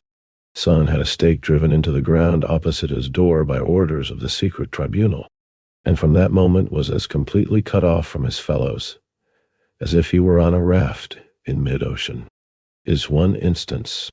The boycott of Land League days is another. In that boycott, the very journals and politicians who were denouncing the Irish Transport Union used a weapon which in its actual operations was more merciless, cruel and repulsive than any sympathetic strike has ever yet been, and even the Church in its strength and struggles when it was able to command obedience to its decrees of excommunication, supplied history with a stern application of the same principle, which for thoroughness we could never hope to equal. Such instances could be almost indefinitely multiplied. When the peasants of France rose in the Jacquerie against their feudal barons, did not the English nobles join in sympathetic action with those French barons against the peasantry? Although at that moment the English were in France, as invaders and despoilers of the territory of those same French feudal barons, when the English peasantry revolted against their masters, did not all English aristocrats join in sympathetic action to crush them? When the German peasantry rose during the Reformation, did not Catholic and Protestant aristocrats cease exterminating each other to join in a sympathetic attempt to exterminate the insurgents? When, during the French Revolution, the French people overthrew kings and aristocrats, did not all the feudal lords and rulers of Europe take sympathetic action to restore the French monarchy, even although doing it involved throwing all industrial life in Europe into chaos and drenching a continent with blood? Historically, the sympathetic strike can find ample justification, but, and this point must be emphasized, it was not mere cool reasoning that gave it birth in Dublin. In that city, it was born out of desperate necessity. Seeing all classes of semi-skilled labor in Dublin so wretchedly underpaid and so atrociously sweated, the Irish Transport and General Workers' Union taught them to stand together and help one another. And out of this advice, the more perfect weapon has grown. That the labor movement there has utilized it before elsewhere is due to the fact that in that city, what is known as general or unskilled labor bears a greater proportion to the whole body of workers than else. 40. Chapter 4. Labor in Dublin. Where, and hence the workers are a more movable, fluctuating body, are more often, as individuals, engaged in totally dissimilar industries than in the English cities, where skilled trades absorb so great a proportion and keep them so long in the one class of industry. Out of all this turmoil and fighting, the Irish working class movement has is evolving, amongst its members, a higher conception of mutual life, a realization of their duties to each other and to society at large, and are thus building for the future in a way that ought to gladden the hearts of all lovers of the race. In contrast to the narrow, restricted outlook of the capitalist class, and even of certain old-fashioned trade unionists, with their perpetual insistence upon rights, it insists, almost fiercely, that there are no rights without duties, and the first duty is to help one another. This is indeed revolutionary and disturbing, but not half as much as would be a practical following out of the moral precepts of Christianity. 41. Chapter 5. Belfast and its problems. Chapter 5. Belfast and its problems. From a municipal point of view, Belfast is a distinct improvement upon Dublin. Municipally, it can compare favorably with any similar city in Great Britain, and its industrial conditions are the product of modern industrial slavery and can be paralleled wherever capitalism flourishes. The things in which Belfast is peculiar are the skillful use by the master class of religious rallying cries, which, long since forgotten elsewhere, are still potent to limit and weaken labor here, and the pharisaical spirit of self-righteousness which enables unscrupulous sweaters of the poor, with one hand in the pocket of their workers, to raise the other hand to heaven and thank God that they are not as other men. When, therefore, we say that Belfast is an improvement on Dublin from a municipal point of view, we mean just exactly what we say, and nothing more, and would protest against more being read into our statement. The homes of the poor are better, house rent is lower, and the city is cleaner and healthier than Dublin. Reasons for this comparatively favorable state of matters are many. Belfast, as the price of its surrender of its national soul, as the price of its hatred of national freedom, obtained every kind of legislative sanction it desired for its municipal activities. Dublin has been as consistently denied such facilities. Belfast has been enabled to spread as far beyond its original boundaries as it desired, and to include its wealthiest districts within its taxable area. Dublin is still, 1913, confined to a district not much larger than it covered before the Union, and its wealthiest traders have had the aid of the law in keeping their residential districts outside of the city limits. Rathmines and Rathgar, for instance, are scandalous examples of areas inhabited by the wealthiest traders and merchants who enjoy all the facilities offered by the city of Dublin and bear none of its burdens. But the reader unfamiliar with the city of Dublin will appreciate this gross injustice better when we say that a penny tram fare will bring a traveler from Nelson's Pillar in the heart of the Thart city into the portions of the suburbs of Dublin occupied by the gentry of Dublin, but outside of the city limits. A penny tram ride in Belfast is much longer than a penny tram ride in Dublin.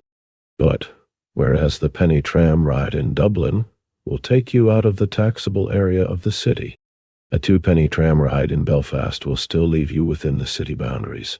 This necessarily makes Belfast, 43, the Re-Conquest of Ireland, apart altogether from its greater manufactures, a wealthier city than Dublin, and leaves a much larger sum available for municipal activities and progress generally. Its taxation is more justly spread. One other contributing cause is to be found in the circumstance that the greater part of the buildings in the heart of Belfast were built upon land originally acquired at nominal rents upon very long leases, whereas Dublin, in its centre, is occupied by old houses, originally occupied as town mansions by the rack-renting aristocracy.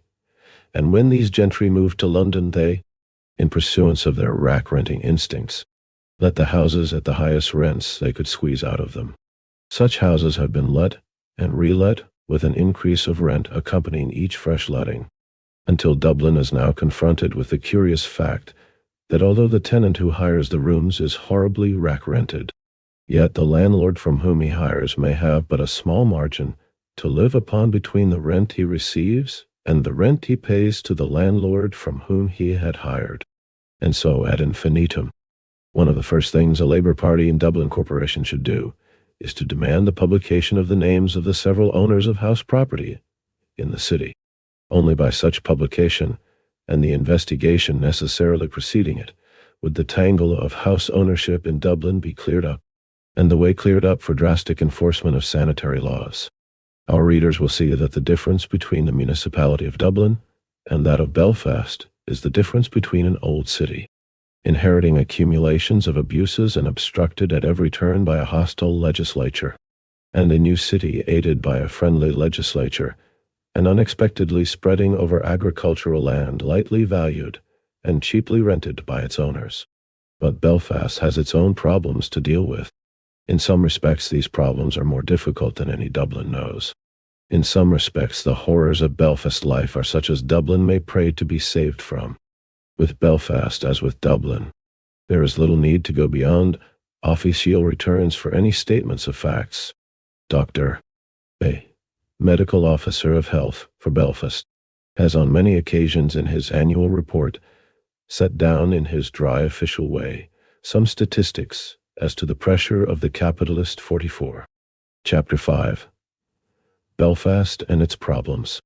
System upon the Belfast workers, and these statistics, well considered, might well produce a crop of revolutionists in the northern city. In his official report for 1909, referring to the extraordinary number of premature births, Dr. Bailey remarks, the premature births were found to be most prevalent among women who worked in mills and factories, engaged in such work as the following: spinning, weaving, machining, tobacco spinning, and laundry work. Many of the women appeared to be utterly unable for such work, owing to the want of sufficient nourishment and suitable clothing, and being, through stress of circumstances, compelled to work up to the date of confinement. This would be accountable for many young and delicate children found by the health visitors. Dealing with consumption and the efforts at its cure, he gives the full-lowing figures, illustrating again how it is the poor who are the principal sufferers from this, as from all the other scourges of life in Ireland. As in the previous year, the class of persons most attacked were housewives, 280, the next in order being laborers, 179, mill workers, 162, children, 117, warehouse workers, 107, factory workers, 59, and clerks, 34. Dr. Bailey further drives home the lesson of the cause of consumption when he says, the districts suffering most severely from this disease are Nos.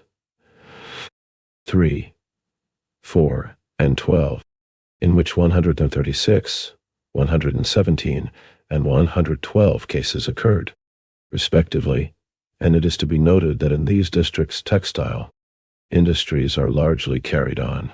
Of the total number of cases, 317. Coming under the observation of this department, 708 were females and 609 males, showing the number of females to be 99 in excess of that of males. This is somewhat different to that which is found in most other cities, and may be partially due to the nature of the work in which the female population is engaged. 45. The Re-Conquest of Ireland. As in previous years, it was found that consumption was most prevalent amongst the poor, owing largely to the horrible conditions under which necessity compels them to live, such as dark, ill-ventilated houses and insanitary habits, together with insufficient food and clothing. This is confirmatory of the previous saying of Dr. Koch of Berlin, that the chief cause of consumption was to be found in the unsanitary houses and workshops of the poor. The socialist contention that most diseases could be eliminated by the establishment of a juster social order, and that the capitalist system is mainly responsible for sickness, and the poverty that follows from sickness, as well as the sickness that follows from poverty, is thus strikingly verified from impartial sources. Of typhus fever, Dr.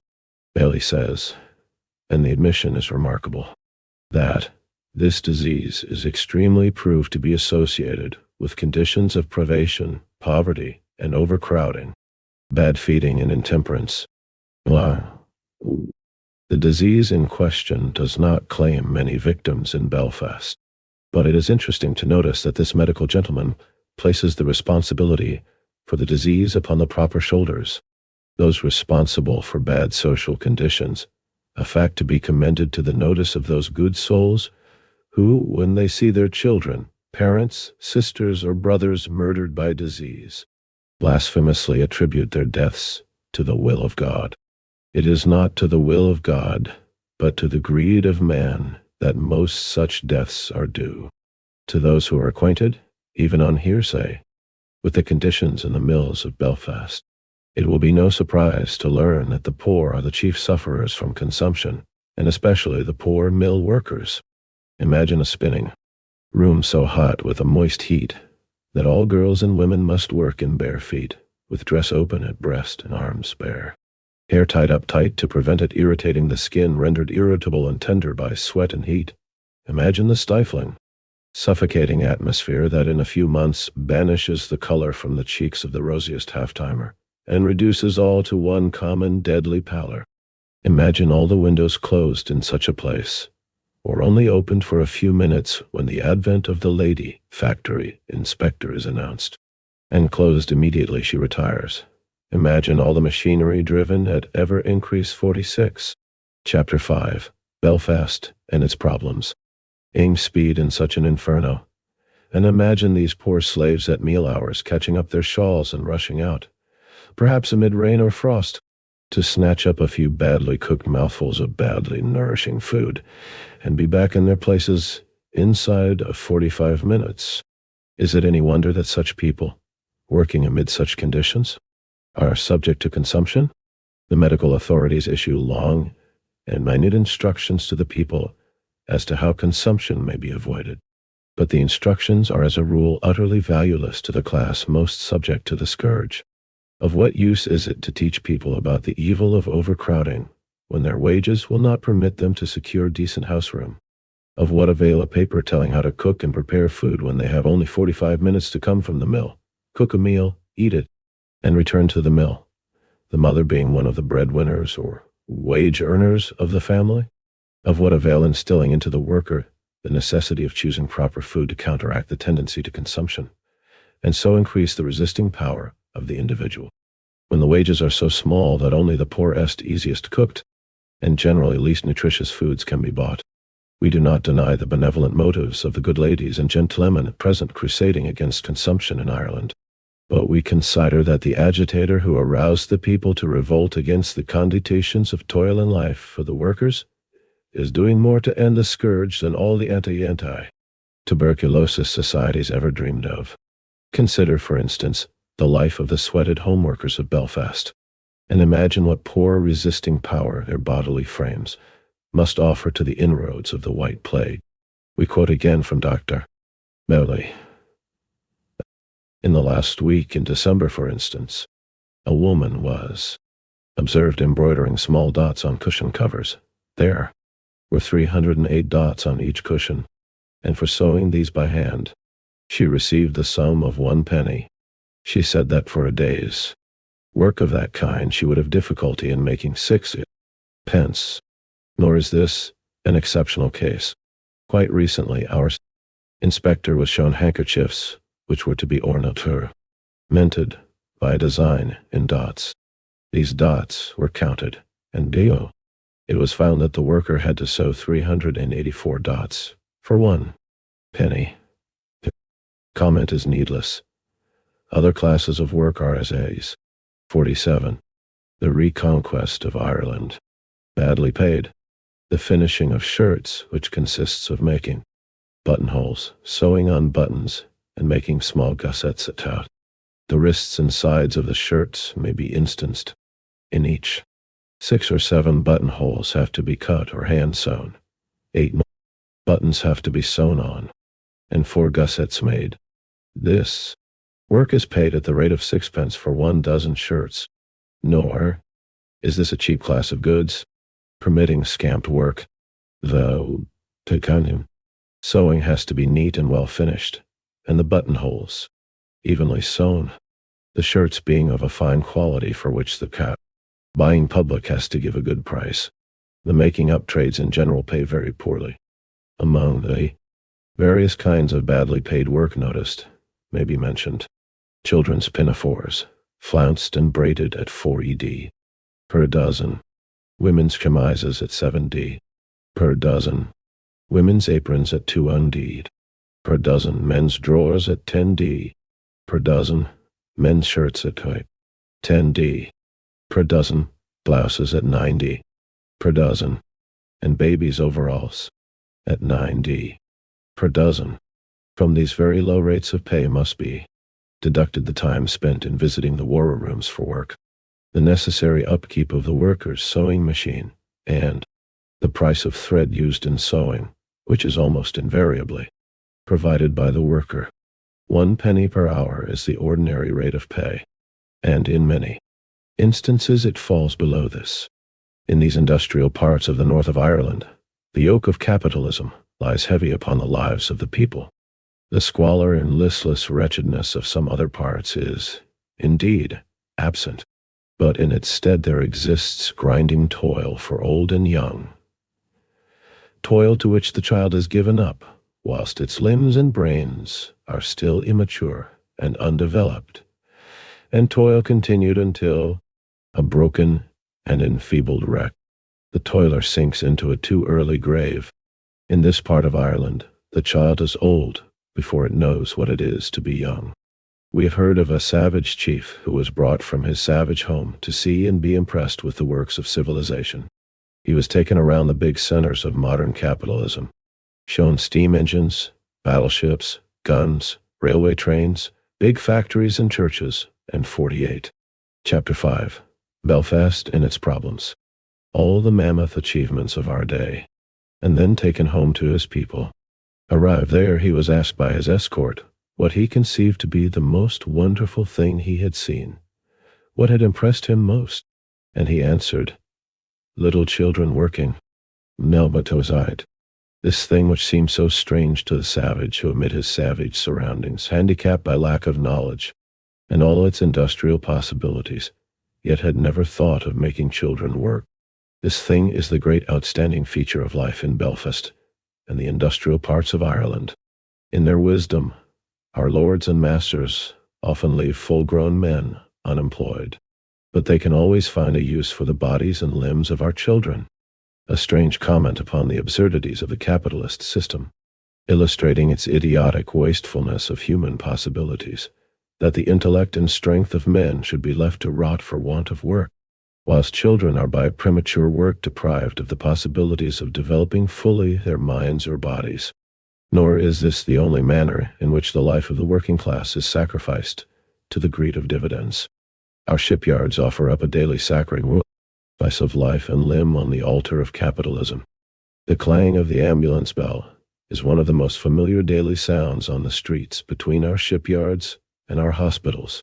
It has been computed that some 17 lives were lost on the Titanic before she left a lagoon. A list of the maimed and hurt and of those suffering from minor injuries as a result of the accidents at any one of those big ships would read like a roster of the wounded after a battle upon the Indian frontier. The public reads and passes on, but fails to comprehend the totality of suffering involved. But it all means lives ruined, fair prospects blighted, homes devastated, crippled wrecks of manhood upon the streets, or widows and orphans to eat the bread of poverty and pauperism. Add to this an army of insurance doctors paid to belittle the injury and declare the injured to be well and hearty, a host of lawyers whose practice depends upon their success in confusing honest workers when endeavoring, amid unfamiliar surroundings, to tell the truth about the mangling or killing of their workmates, and, finally, a hostile judge treating every applicant for just compensation as if they were known and 49. The Reconquest of Ireland. Habitual criminals. And you have a faint idea of one side of industrial life and death in the north of Ireland. It is not so easy with accidents as it is with diseases to make the public realize that they are mostly preventable. Yet that this is the case is susceptible of proof to the unbiased mind. Even many workers will pooh-pooh the idea, accustomed as they have been to seeing accidents almost every day of their working lives. Yet a little calm reflection will convince all but the most obdurate that an alteration of working conditions could be made, which would go far to minimize the dangers of even the most perilous of our occupations. Competent investigators, for instance, have found that the greatest number of accidents occur at two specific periods of the working day, viz. Memo. In the early morning and just before stopping work at evening. In the early morning when the worker is still drowsy from being aroused too early from his slumbers and has not had time to settle down properly to his routine of watchfulness and alertness. Or, as the homely saying has it, whilst the sleep is still in his bones. The toll of accidents is always a heavy one. After 9 a.m. they become less frequent and continue so until an hour after dinner. Then they commence again and go on increasing in frequency as the workers get tired and exhausted until they rise to the highest number in the hour or half-hour immediately before ceasing work. How often do we hear the exclamation apropos of some accident involving the death of a worker? He had only just started, or he had only 10 minutes to go before stopping for the day, and yet the significance of the fact is lost on most. Were these industries owned in common by the community and conducted for the benefit of all, instead of for the private profit of a few capitalists, care would be taken that the working hours were not at any time so prolonged as to weary the worker and thus destroy his vigor and alertness.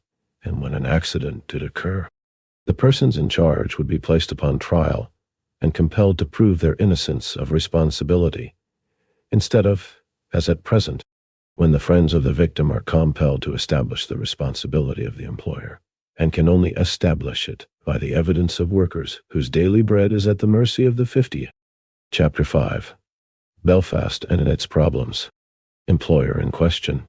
But pending that desirable outcome of the labor movement, the efforts of the workers upon the industrial and political field should seek amongst other things, the abolition of the early morning start, the abolition of all task or piecework or rushing size, Thames, red with the blood of the workers. 3. Reduction of the working day to the limit of 8 hours, or less, forbidding the physical and mental exhaustion of the workers. 4. Compensation for accidents to equal full pay of the worker injured. Pensions to all widows of workers killed at work. Such pensions to be a charge upon the firm employing the worker. Onus of collecting and disbursing said pension to lie upon the state, the majority of the poor slaves who work under such conditions and for such pay, as also the majority of the mill and factory workers, amongst whom consumption claims its most numerous victims are, in Belfast, descendants of the men who fought for civil and religious liberty at Derry, Aughrim and the Boyne. If those poor sweated descendants of Protestant rebels against a king had today 100th part of the spirit of their ancestors in question, the reconquest of Ireland by the working class would be a much easier task than it is likely to prove. But into the minds of the wisest of both sections, there is gradually percolating the great truth that our common sufferings provide a common basis of action, an amalgam to fuse us all together, and that, as we suffer together, we should fight together, that we may be free together. Thus, out of our toil and moil, there arises a new party, the party of labor. Tell of the cause of the poor who shrink, crushed grapes in the winepress. 51. The Reconquest of Ireland. While rich men drink, and barter the trodden wine, and pray. 52. Chapter 6. Woman. Chapter 6. Woman. In our Chapter 0 dealing with the industrial conditions of Belfast, it was noted that the extremely high rate of sickness in the textile industry, the prevalence of tuberculosis and cognate diseases, affected principally the female workers, as does also the prevalence of a comparative illiteracy amongst the lower-paid grades of labor in that city. The recent dispute in Dublin also brought out in a very striking manner the terrible nature of the conditions under which women and girls labor in the capital city, the shocking insanitary conditions of the workshops, the grinding tyranny of those in charge, and the alarmingly low vitality which resulted from the inability to procure proper food and clothes with the meager wages paid. Consideration of such facts inevitably leads to reflection on the whole position of women in modern Ireland, and their probable attitude towards any such change as that we are forecasting. It will be observed by the thoughtful reader that the development in Ireland of what is known as the women's movement has synchronized with the appearance of women upon the industrial field, and that the acuteness and fierceness of the women's war has kept even pace with the spread amongst educated women of a knowledge of the sordid and cruel nature of the lot of their suffering. Sisters of the wage-earning class, we might say that the development of what, for want of a better name, is known as sex consciousness, has waited for the spread amongst the more favored women of a deep feeling of social consciousness, what we have elsewhere in this work described as a civic conscience, the awakening amongst women of a realization of the fact that modern society was founded upon force and injustice, that the highest honors of society have no relation to the merits of the recipients, and that acute human sympathies were rather hindrances than helps in the world, was a phenomenon due to the spread of industrialism and to the merciless struggle for existence which it imposes upon woman as the weaker physical vessel, and as the most untrained recruit. That struggle was inevitably the most cruel. It is a matter for deep thankfulness that the more intellectual women broke out into revolt against the anomaly of being compelled to bear all the worst. 55. The Re-Conquest of Ireland. Burdens of the struggle, and yet be denied even the few political rights enjoyed by the male portion of their fellow sufferers.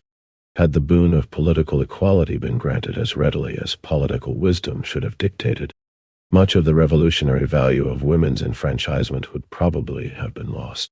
But the delay, the politicians' breach of faith with the women, a breach of which all parties were equally culpable, the long-continued struggle, the ever-spreading wave of martyrdom of the militant women of Great Britain and Ireland, and the spread amongst the active spirits of the labor movement of an appreciation of the genuineness of the women's longings for freedom, as of their courage in fighting for it, produced an almost incalculable effect for good upon the relations between the two movements.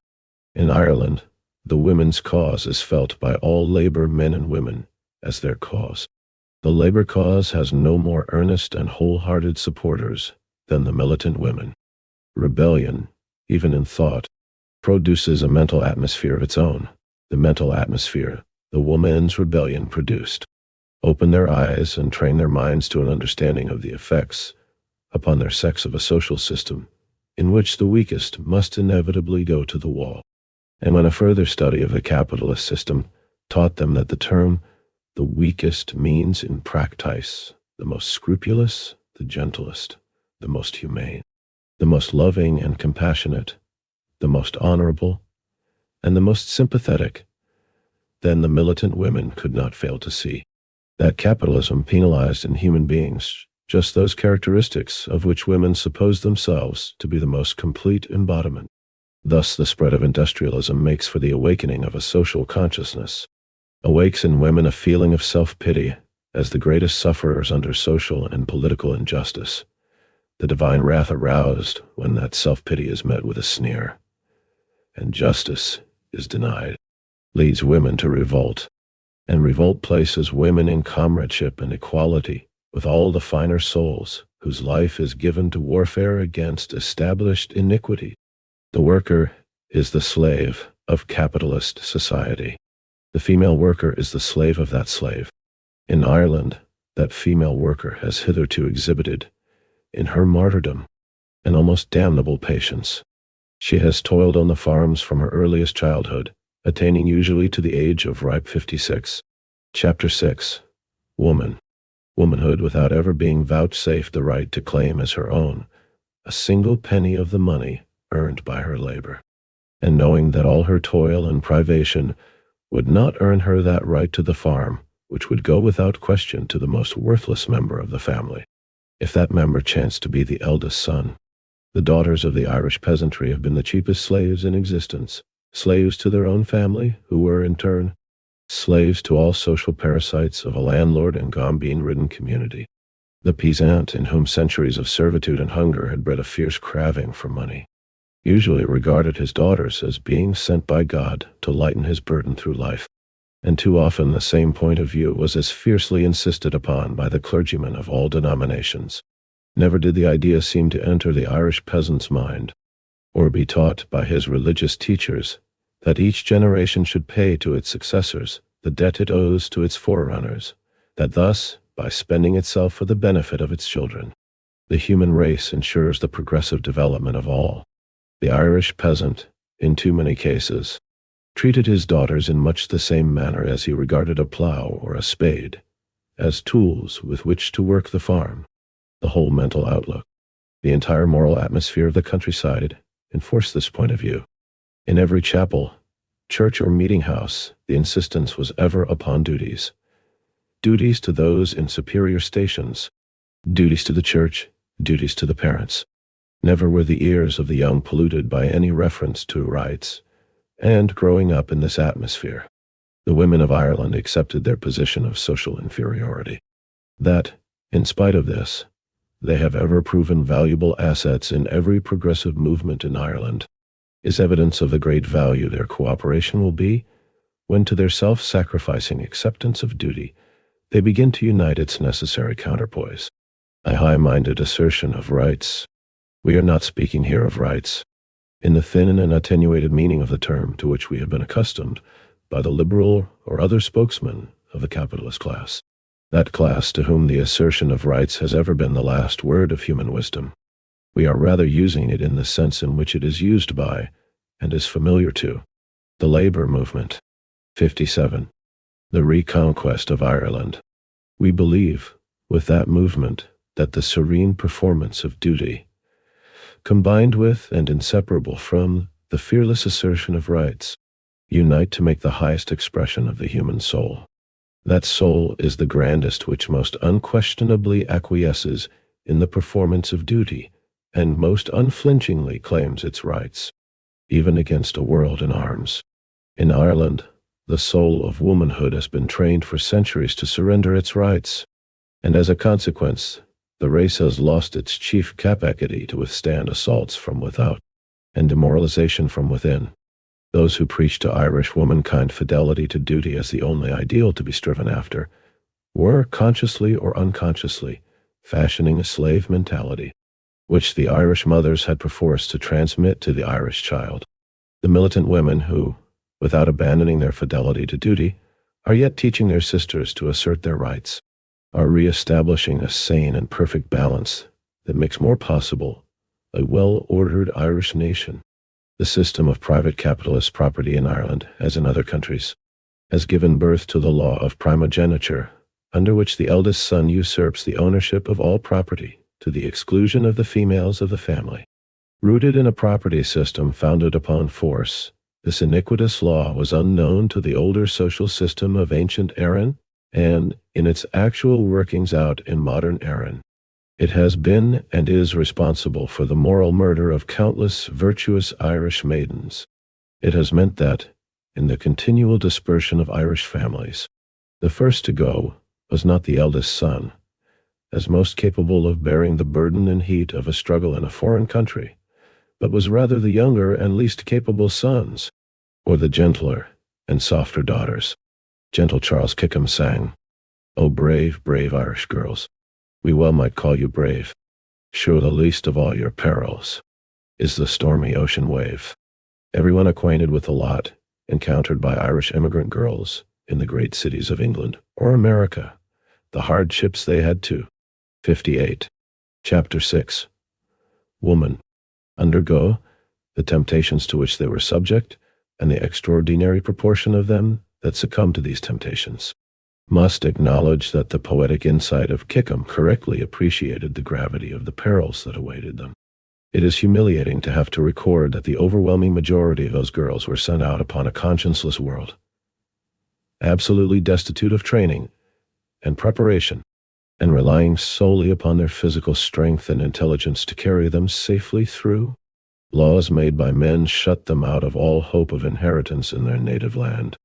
Their male relatives exploited their labor and returned them never a penny as reward. And finally, when at last their labor could not wring sufficient from the meager soil to satisfy the exactions of all, these girls were incontinently packed off across the ocean with, as a parting blessing, the adjuration to be sure and send some money home.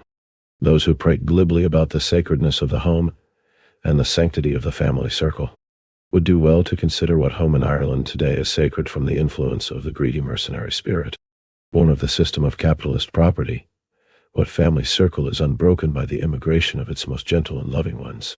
Just as the present system in Ireland has made cheap slaves or untrained emigrants of the flower of our peasant women, so it has darkened the lives and starved the intellect of the female operatives in mills, shops, and factories. Wherever there is a great demand for female labor, as in Belfast, we find that the woman tends to become the chief support of the house. Driven out to work at the earliest possible age, she remains fettered to her wage earning, a slave for life. Marriage does not mean for her a rest from outside labor. It usually means that, to the outside labor, she has added the duty of a double domestic toil. Throughout her life she remains a wage earner, completing each day's work. She becomes the slave of the domestic needs of her family. And when at night she drops wearied upon her bed, it is with the knowledge that at the earliest morn she must find her way again into the service of the capitalist, and at the end of that coming day's service for him hasten homeward again for another round of domestic drudgery. So her whole life runs, a dreary pilgrimage from one drudgery to another, the coming of children, but serving as milestones in her journey to signalize fresh increases to her burdens. Over 59. The Re-Conquest of Ireland. Worked, underpaid, and scantily nourished because underpaid, she falls easy prey to all the diseases that infect the badly constructed warrens of the poor. Her life is darkened from the outset by poverty, and the druggery to which poverty is born, and the starvation of the intellect follows as an inevitable result upon the too early drudgery of the body. Of what use to such sufferers can be the re-establishment of any form of Irish state if it does not embody the emancipation of womanhood? As we have shown, the whole spirit and practice of modern Ireland, as it expresses itself through its pastors and masters, bears socially and politically hardly upon women. That spirit and that practice had their origins in the establishment in this country of a social and political order based upon the private ownership of property, as against the older order based upon the common ownership of a related community. Whatever class rules industrially will rule politically and impose upon the community in general the beliefs, customs, and ideas most suitable to the perpetuation of its rule. These beliefs, customs, ideas become then the highest expression of morality, and so remain until the ascent to power of another ruling industrial class establishes a new morality. In Ireland, since the conquest, the landlord capitalist class has ruled. The beliefs, customs, ideas of Ireland are the embodiment of the slave morality we inherited from those who accepted that rule in one or other of its forms. The subjection of women was an integral part of that rule. Unless women were kept in subjection and their rights denied, there was no guarantee that field would be added unto field in the patrimony of the family, or that wealth would accumulate even although men should decay. So, down from the landlord to the tenant or peasant proprietor, from the monopolist to the small businessman eager to be a monopolist, and from all above to all below, filtered the beliefs, customs, ideas establishing a slave morality, which enforces the subjection of women as the standard morality of the country. None so fitted to break the chains as they who wear them. None so well equipped to decide what is a fetter. In its march towards freedom, The working class of Ireland must cheer on the efforts of those women who, feeling on their souls and bodies the fetters of the ages, have arisen to strike them off, and cheer all the louder if in its hatred of thraldom. 60. Chapter 6. Woman and Passion for Freedom. The women's army forges ahead of the militant army of labor. But whosoever carries the outworks of the citadel of oppression, the working class alone can raze it to the ground. 61. Chapter 7. Schools and Scholars of Erin. Chapter 7. Schools and Scholars of Erin. Ireland of old was styled the land of saints and scholars. It would be an ungrateful and thankless task to inquire to why. Day, what proportion of saints she is able to rear upon her shores after 7 centuries of British civilization, and a century and a half of Anglo-Irish capitalism. Under such conditions, saints do not grow in any noticeable numbers, and except in the homes of the poor, where patient self-denying mothers pinch and starve themselves in order to rear their families, or in workshops where women and girls toil at starvation wages, that they may be able to keep from the door the wolf of want, and its still more ferocious companion, the hyena of temptation. The saints of latter-day Erin do not seem to exercise a very appreciable influence upon our social life. Certainly the latter-day minstrelsy and oratory of Erin seeks first for their subjects of eulogy, not Erin's saints, but her politicians, a fact that is in itself a sufficient commentary upon the present outlook of the Irish people, upon the importance of saintship. But if it is difficult, if not impossible, to trace the saints of modern Erin, it is not impossible, nor even extraordinarily difficult, to understand the provision made for the production of scholars. And as we are considering the material left in Ireland, or shaping itself in Ireland for the reconquest of Ireland, and the establishment here of a social and political system guaranteeing freedom and opportunities of development for all, it is incumbent upon us to consider what provision is now made for the physical and intellectual growth of the Irish workers. These workers who have to bear the burden of the present system, and whose children will have to build and shape the future. Latter-day investigators have set beyond all doubt the truth that in ancient Erin, the chief and clan held in most repute were they who most esteemed and fostered the schools for the teaching of the wisdom of the day, and that even long after the Norman invasion, the Irish schools and scholars continued to shed a luster upon Gaelic civilization, and to redeem Erin from the imputations her would-be masters so persistently strove to cast upon her native life. But with the consummation of the conquest already noticed in these pages, the education of the Irish became an offense against the law. A price was put upon the head of a schoolmaster, and he was hunted as eagerly as the wolf and the priest. Still, the Hun. 63. The Reconquest of Ireland. Ger for learning persisted, and overcame in many cases the evil laws and penalizing decrees of the conquerors, and on lone mountain sides, in the midst of almost trackless bogs, and at the back of hedges, Irish boys and girls strove to snatch, illegally, the education denied them by their masters. Needless to say, however, under such conditions, education could not be universal. It was, on the contrary, only the few who could snatch some crumbs of learning in the midst of difficulties so appalling. Upon the great majority, such conditions necessarily imposed ignorance as an inevitable result, for the Protestant minority schools were provided by private enterprise and with the encouragement of the government, but without any systematic oversight and regulations, and indeed with occasional lapses into irregularities almost unthinkable to the modern mind. A historical instance of this kind formed the subject of a fierce discussion in the Dublin House of Commons of 1790. During the term of what is known as Grattan's Parliament, there was then in Dublin a foundling hospital to which children from all parts of Ireland were sent by zealous philanthropists, and by many zealous people who were not philanthropists, Protestant orphans and Catholic children, whose parents had been tempted by hunger to surrender them to proselytizers, that they might not die of hunger before their eyes, were continually being dispatched to this foundling hospital. The unhappy fate of these poor Irish waifs was thus told in Parliament by Sir John Blackheer. The number of infants received in 1789 was 2,180, and a fall.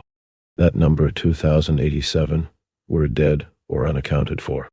In 10 years, 19,367 children had been entered upon the books, and almost 17,000 were dead or missing.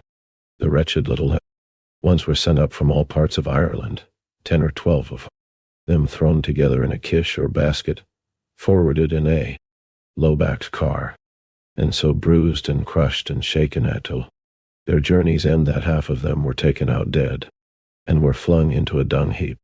That last touch, flung into the dung heap, is characteristic of the thought and practices of the ruling class of the time. The children were only children of the poor, and the poor, whether Protestant or Catholic. 64. Chapter 7. Schools and Scholars of Erin were only esteemed, perhaps are only esteemed today by the rich, as in Kropotkin's words, mere dung to manure the pasture lands of the rich expropriator. Such scandals as the above were, of course, in their concentrated awfulness, exceptional, but in a very real sense it was typical of the abuse that followed inevitably upon the political and social system of the day.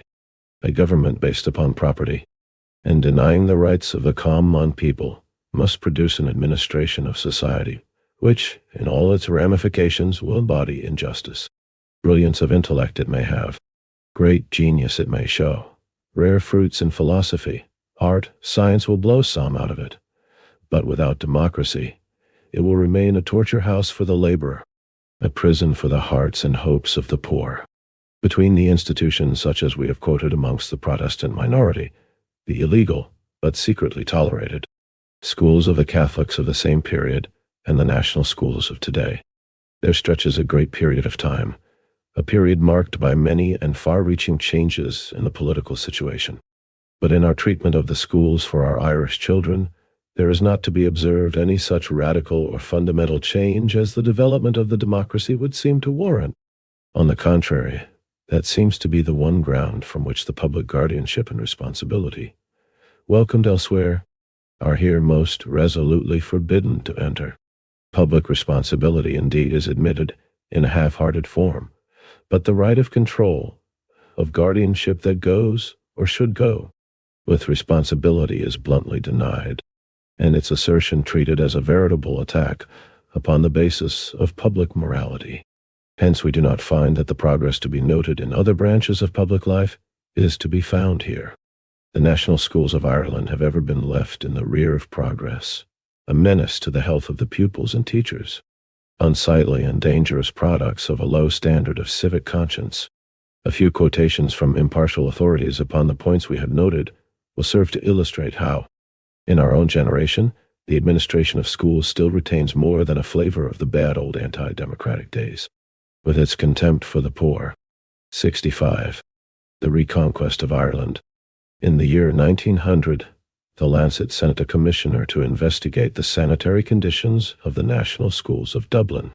Of one of the schools he wrote, "Schoolrooms dark and ill-ventilated, gas burning in the daytime, no recreation ground, no break from 10 till 2 o'clock, no lavatory for the boys, manure heaps against walls of schools, dark brown liquid manure oozing from it forming stagnant pools saturating unpaved porous ground, emanations from school garbage, dust heaps, black mud, fish heads, offal, etc. In the lanes and yards about." In the year 1904, the medical officer of health of the city of Dublin ordered his sanitary inspectors to investigate the sanitary conditions of the national schools. Their report was embodied in his report of the state of public health for that year, and shows that the general sanitary condition of the city schools was truly deplorable, when it is remembered that habits of cleanliness or uncleanliness contracted in childhood tend to root themselves in our natures. It will be understood how great an influence for evil such a school environment must have been to the children unfortunate enough to have been subjected to them. Such reflections will help to explain the deplorable apathy of many of the tenants of the Dublin slums, and their heartbreaking acquiescence in the continuance of conditions so destructive of the possibility of clean living. The report in question states that the English Board of Education requirements in the line of sanitary accommodation for schools and the detailed reports of the Dublin inspectors show that the Dublin schools seldom reach one half of the standard necessary in the interests of health and decency. In some schools, for instance, St. Patrick's, Lower Tyrone Street, attended by 144 pupils, boys and girls, the WCs were open to and used indiscriminately by boys and girls alike. We believe this school is now being demolished. It is to be trusted that the majority of its fellows will soon share the same fate.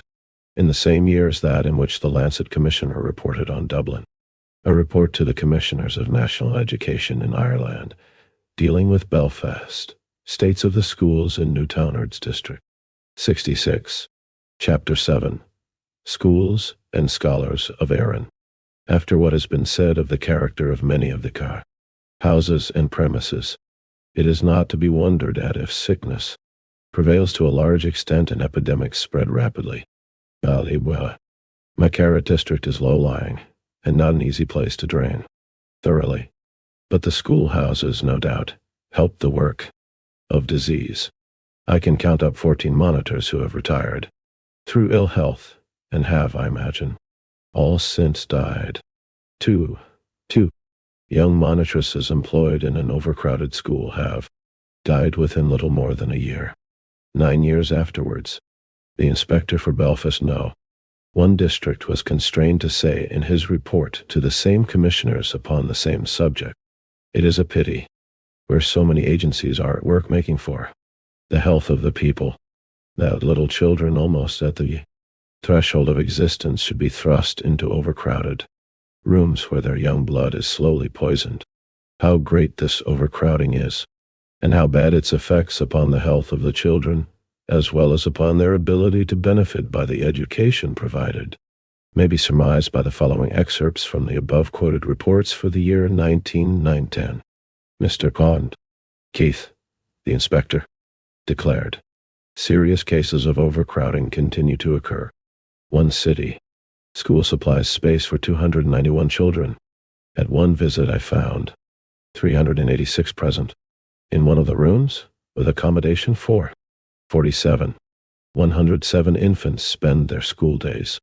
At another school, where there is accommodation for 232, 324 children were in attendance, while 73 pupils were taught in a room for 44 in 116, in a room for 47. Part of the time, about 50 of the 116 referred to were taught in a tiled, unheated passage, and this occurred on a snowy day in winter. In another school, 103 children were given a conversational lesson in a room 16 feet by 15 feet. Accommodation 24. In this room, 49 babies spent their school days. At another infant school, an unheated room 10 feet by 10 feet is used as a classroom. 67. The Re-Conquest of Ireland.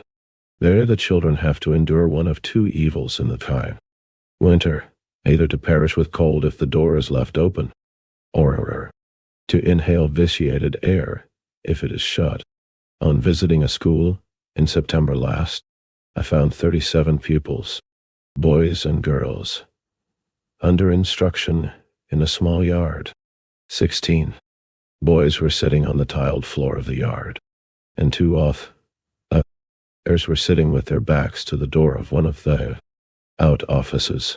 The teacher thought this preferable to crowding the children into a class room that is no better than a den. The report cites 43 schools in which the numbers present are always grossly in excess of the accommodation. The figures for the first 10 will suffice.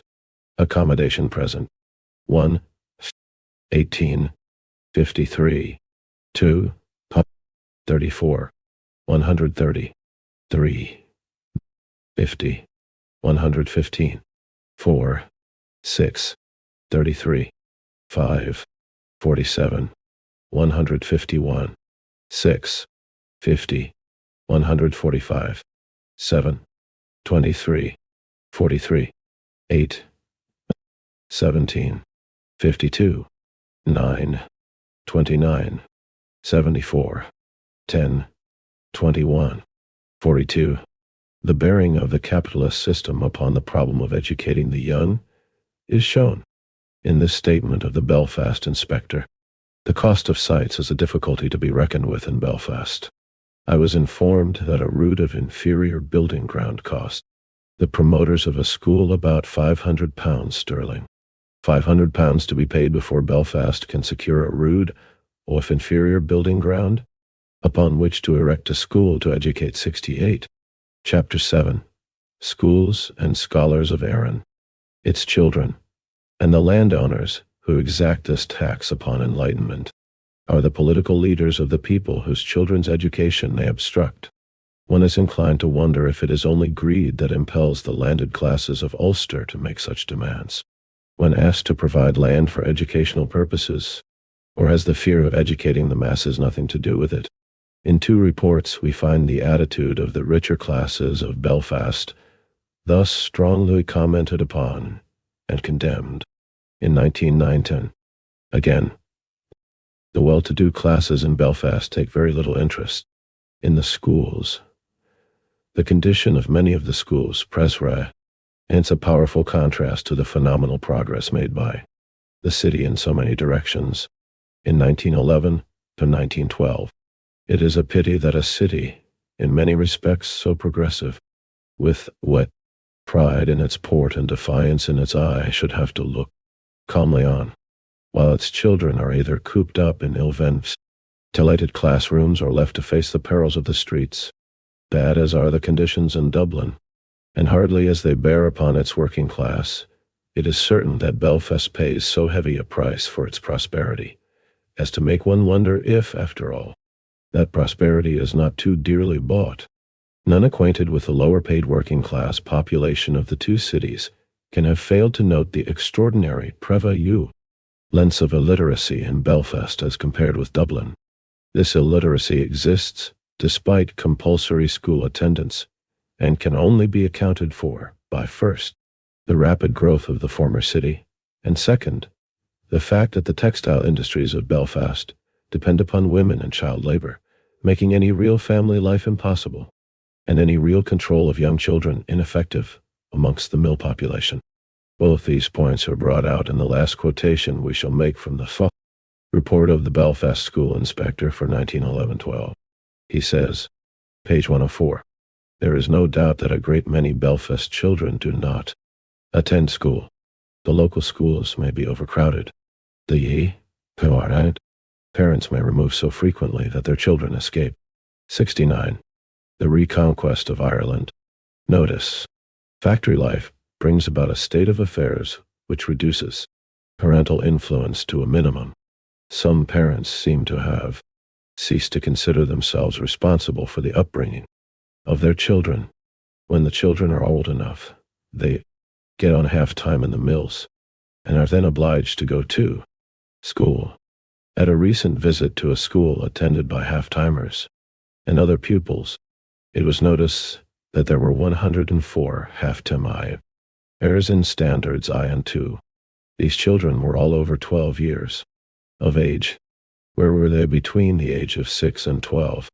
To this evidence of the inspector may be added the fact that half-timers really learnt nothing during the days they attend school, as mixing with adults at work teaches them such habits of bravado and recklessness of speech and conduct as make them the despair of any and every teacher, and make their presence fatal to the discipline and educational value of the entire establishment.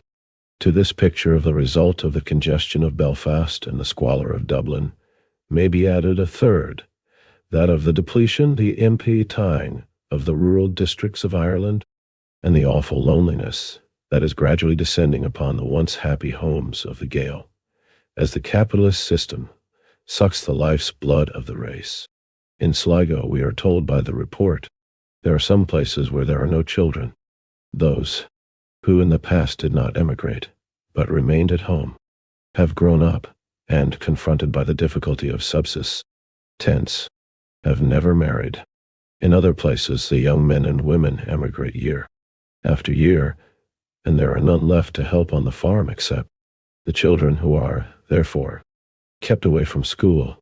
The problem presented by the schools is a problem that can only be settled in one way, viz., by the extension to those institutions of the democratic principle, and all that principle implies. We have had, ever since the establishment of the national schools, an attempt to perform, by a mixture of bureaucracy and clericalism, what can only be accomplished by a full and complete application of democratic trust in the PO 70. Chapter 7. Schools and Scholars of Erin. Plea. In order to cater to the rival churches, the question of school accommodation has been left to the zeal of the various denominations, with the result that there are at least 10 small schools where one large one could more efficiently and economically meet the requirements of the district, instead of the magnificent public schools of American, Scottish, or English towns we have in our cities, squalid, unhealthy, wretched abominations, where teaching is a torture to the teacher, and learning a punishment to the taught, where the democracy, functioning through a representative public body, would supply a competent staff of well-paid teachers and splendidly equipped, heated and lighted buildings. The present system of despotically controlled education gives us a staff of wretchedly paid teachers with no rights, but with duties continually increasing.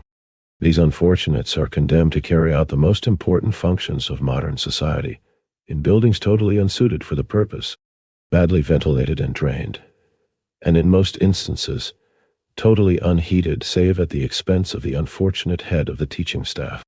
The democracy of Ireland, amongst the first of the steps necessary to the regeneration of Ireland, must address itself to the extension of its ownership and administration to the schools of Erin.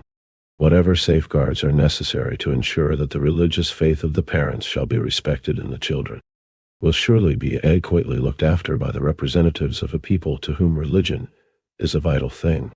Such safeguards are quite compatible with the establishment of popular control of schools, with the building and equipment of schools that shall be a joy to the scholar and an inspiration to the teacher, and with such a radical overhauling of the curriculum as shall ensure full recognition for the deeds and ideas of the men and women whose achievements mark the stages of the upward climb of the race, as their failures to achieve mark the equally important epochs of its martyrdom, when such palaces of education shall replace the torture houses at present doing duty as schools, when such honored and loyally paid teachers shall replace the sweated sufferers of today, and when such records as the progress of human enlightenment and freedom replace the record of royal, aristocratic and capitalistic feastings, slaughterings, and dishonor.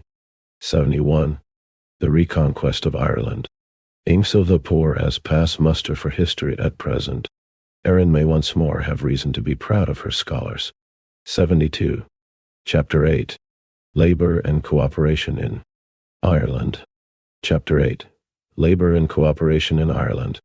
In an earlier work, Labor in Irish History, we dealt at some length with an experiment in cooperation at Ralaheen, County Clare, in the first half of the 19th century, and quoted extensively from contemporary witnesses to show the very great success achieved by the participants in and promoters of that historic venture. In the course of that description, we were compelled to note the manner in which an attempt significant of so much, and revealing in the Irish nature so many untried possibilities of expansion and adaptability, had been ignored by successive generations of Irish historians and politicians. These latter seem, indeed, always to have floated along the surface of events, and to have recoiled from any investigation involving a challenging of the orthodox basis of society, with more timidity than that with which His Satanic Majesty is popularly supposed to recoil from holy water.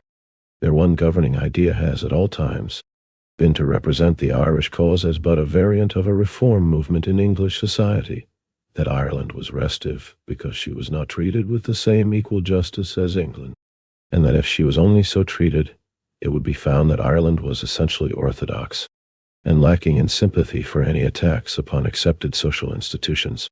Hence such historians and politicians have ever felt that the story of a cooperative experiment like that of Ralaheen, an experiment initiated by believers in utopian socialism, required care in the telling lest its example became infectious, and was, in fact, better left untold, following along the same lines of action. When the modern cooperative movement was preached to the Irish farmers by the lecturers of the Irish Agricultural Organization Society, when the literature prepared by Mr. George Russell, Father Finlay S. J. Sir Horace Plunkett, and their fellow labourers was being pushed throughout Ireland, it was early discovered that their attempts to regenerate Irish agricultural life had no more bitter enemies than the political representatives of the Irish people.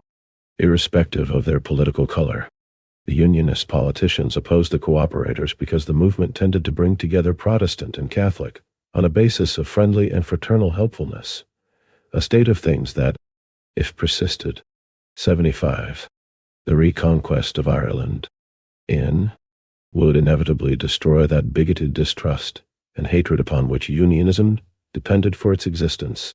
The Home Rulers opposed the cooperators upon the alleged grounds that their success in increasing the finances of the farmers would only redound to the advantage of the landlord, but really because the practice of cooperation would necessarily interfere with the profits of those leeches who, as gombeen men, middlemen and dealers of one kind or another in the small country towns, sucked the lifeblood of the agricultural population around them. Anyone acquainted with rural Ireland knows that next to the merciless grinding by the landlord, the tenantry suffers most from the ruthless exploitation of the classes just mentioned, and that, indeed, the buying out of the landlords in many cases served only to gorge still further the ever-rapacious maw of those parasites upon rural life. But whereas the landlords were ever regarded in Ireland as alien to Irish life, the gombeen men and their kind, from their position in the country towns, their ostentatious parade of religion, and their loud-mouthed assertions of patriotism, were usually the dominant influences in the councils of the local Home Rule or other constitutional national organization. From all national organizations not constitutional or respectable, they usually kept aloof, but this fact did not interfere with their power to dictate the attitude of the Irish parliamentary representatives to every manifestation of Irish life.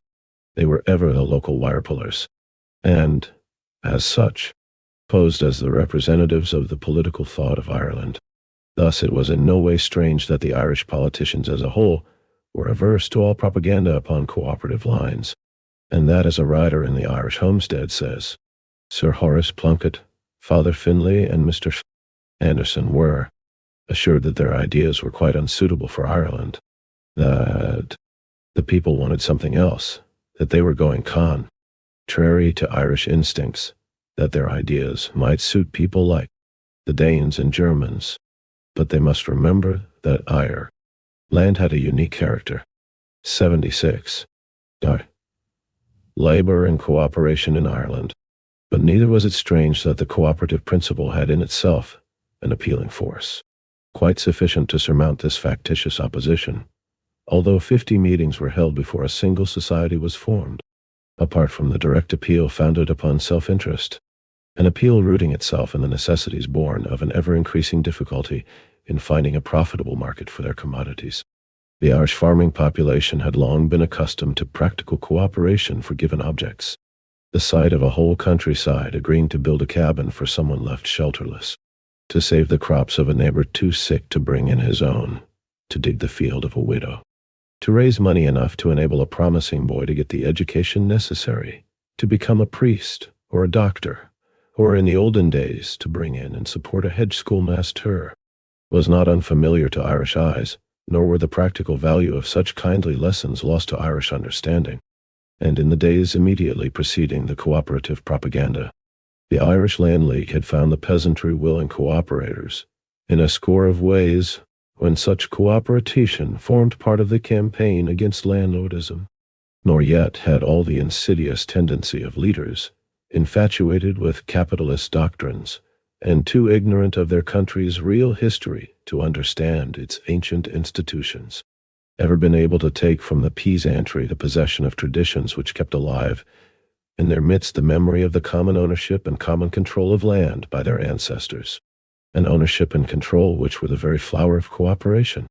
Scattered around amongst them also they found the Catholic Church in all its convents and monasteries, practicing cooperation alike upon the consumers and producers model, and with the element of personal profit or aggrandizement entirely eliminated. When those considerations left the Irish agriculturalist still unconverted, they were still pressing upon him the forces born of economic development, urging him with an irresistible pressure toward a remodeling of his methods and a reconsideration of his ideas. He found that he had no longer even a partial monopoly of the home market, but that, on the contrary, each development of the transport facilities of the PON 77, the Re-Conquest of Ireland, world brought him a new danger, added a new menace to his anxiety. The inventor who enabled the steamship companies to shorten the time taken to convey agricultural products across the ocean, the engineer who laid down railroads which tapped new or backward lands and brought their crops to the ports of the world, the government which placed the resources of its scientists and its chemists at the disposal of its producers and merchants, all were new factors bringing new perils for him to face. In less than a generation, New York, New Orleans, or the River Plate, the Black Sea and the Baltic have moved up, so to speak, to within easy commercial striking distance of the farmers of Ireland, and their merchandise confronts him in all his markets. From the Scandinavian countries, the farmers, organized and taught with government aid upon cooperative lines, were pouring in butter, cheese, and eggs, packed and forwarded in a manner infinitely superior to the old slipshod methods of the individual petty Irish farmer. From the south of France and the Champs of France, Nell Islands, came all the varied output of highly trained market gardeners, working with all the advantages of climate and efficient transport service on their side. And all around the unfortunate Irish agriculturist was met with the competition of rivals, much better trained, better educated, better led, better served, and by the demands of merchants and customers calling for greater nicety, greater cleanliness, greater dispatch, and greater variety. Under such pressure, face to face with such increasing competition, it is little to be wondered at that the propaganda of the cooperators eventually reached the Irish peasantry, despite all the obstacles raised and imaginary dangers invoked by the interested enemies of the new doctrine. 2. Day up and down through Ireland, a network of cooperative societies has spread, and is spreading amongst the peasantry, whilst new and more fruitful fields of enterprise are continually being opened up by their resourceful leaders and members. Over 100 Irish farmers are now organized in cooperative societies. We have cooperative creameries, cooperative marketing, cooperative banks, and projects for cooperative fishing are already well on their way. In the towns, cooperative societies of consumers have taken a firm foothold in the north and in the extreme south. Whilst the result of the 78, Chapter 8, Labour and Cooperation in Ireland, beneficent activities of the cooperative, distributive societies during the Great Dublin Labour dispute left such an impression upon the minds of the workers in without the Irish labour movement, that a great crop of cooperative enterprises under the auspices of that movement may be confidently anticipated in the very near future. Up to the present, the participants in the cooperative movement amongst the agricultural population have, as is usual in Ireland, troubled themselves little about fashioning in their minds any form of ideal to result from their labors, but have instead attended strictly to the immediate needs of the moment. Amongst the leaders in the town movements, on the contrary, it may be said that as a rule, their activities would be much less were it not for the ideal that inspires them. That ideal is the one common now to the militant workers of the world, a cooperative commonwealth. The immediate difficulty of the two movements, of town and country, are not to remain strangers, with all the possibilities of developing from estrangement into hostility, will be to find a common basis of action in order that one may support and reinforce the other. Mr. George Russell, the gifted editor of the Irish Homestead, points out that the fact that the overwhelming proportion of Irish farmers employ no labor, but generally work their own farms, makes that problem not so difficult in Ireland as it would be in countries where the farmers were employers, and therefore supposedly hostile to the claims of labor. This idea, with all its implications, is worthy of careful examination. Stated briefly, It may be thus summed up. Since the great development of transatlantic and cross-sea competition, and the supplanting or curbing of the landlord, the chief problem for the Irish farmer is to find a good market where the balance will not be weighted against him. He can only find this by creating a market amongst a sympathetic and prosperous Irish working class. His products are not fancy products. They only appeal to the needs of the human stomach, and not to the whims, passions, or fantasies of the imagination. A millionaire having only one stomach can only consume what one stomach requires. He cannot consume more of the staple products of our Irish farms than a well-paid tradesman would require and demand. 79. The Re-Conquest of Ireland. The dainties, delicacies, wines, etc., which go to make the dinner of the millionaire more costly than that of the tradesman, are imported, and hence the greater cost of his dinner does not represent a greater demand for Irish agricultural products. Thus, the Irish farmer cannot increase the demand for his products by any support of the well-to-do, the millionaire, or the budding millionaire. On the contrary, every upward move of labor in Ireland which adds to the income of the working class, and transforms its members from semi-starved slaves into well-paid toilers, able to purchase a sufficiency of food, creates thousands or tens of thousands of new customers. Every defeat of labor, accompanied by a reduction of purchasing power, lessens the demand for the products of Irish farmers. Every victory of labor increases the purchasing power of the working class, and thus sends fresh customers into the Irish market.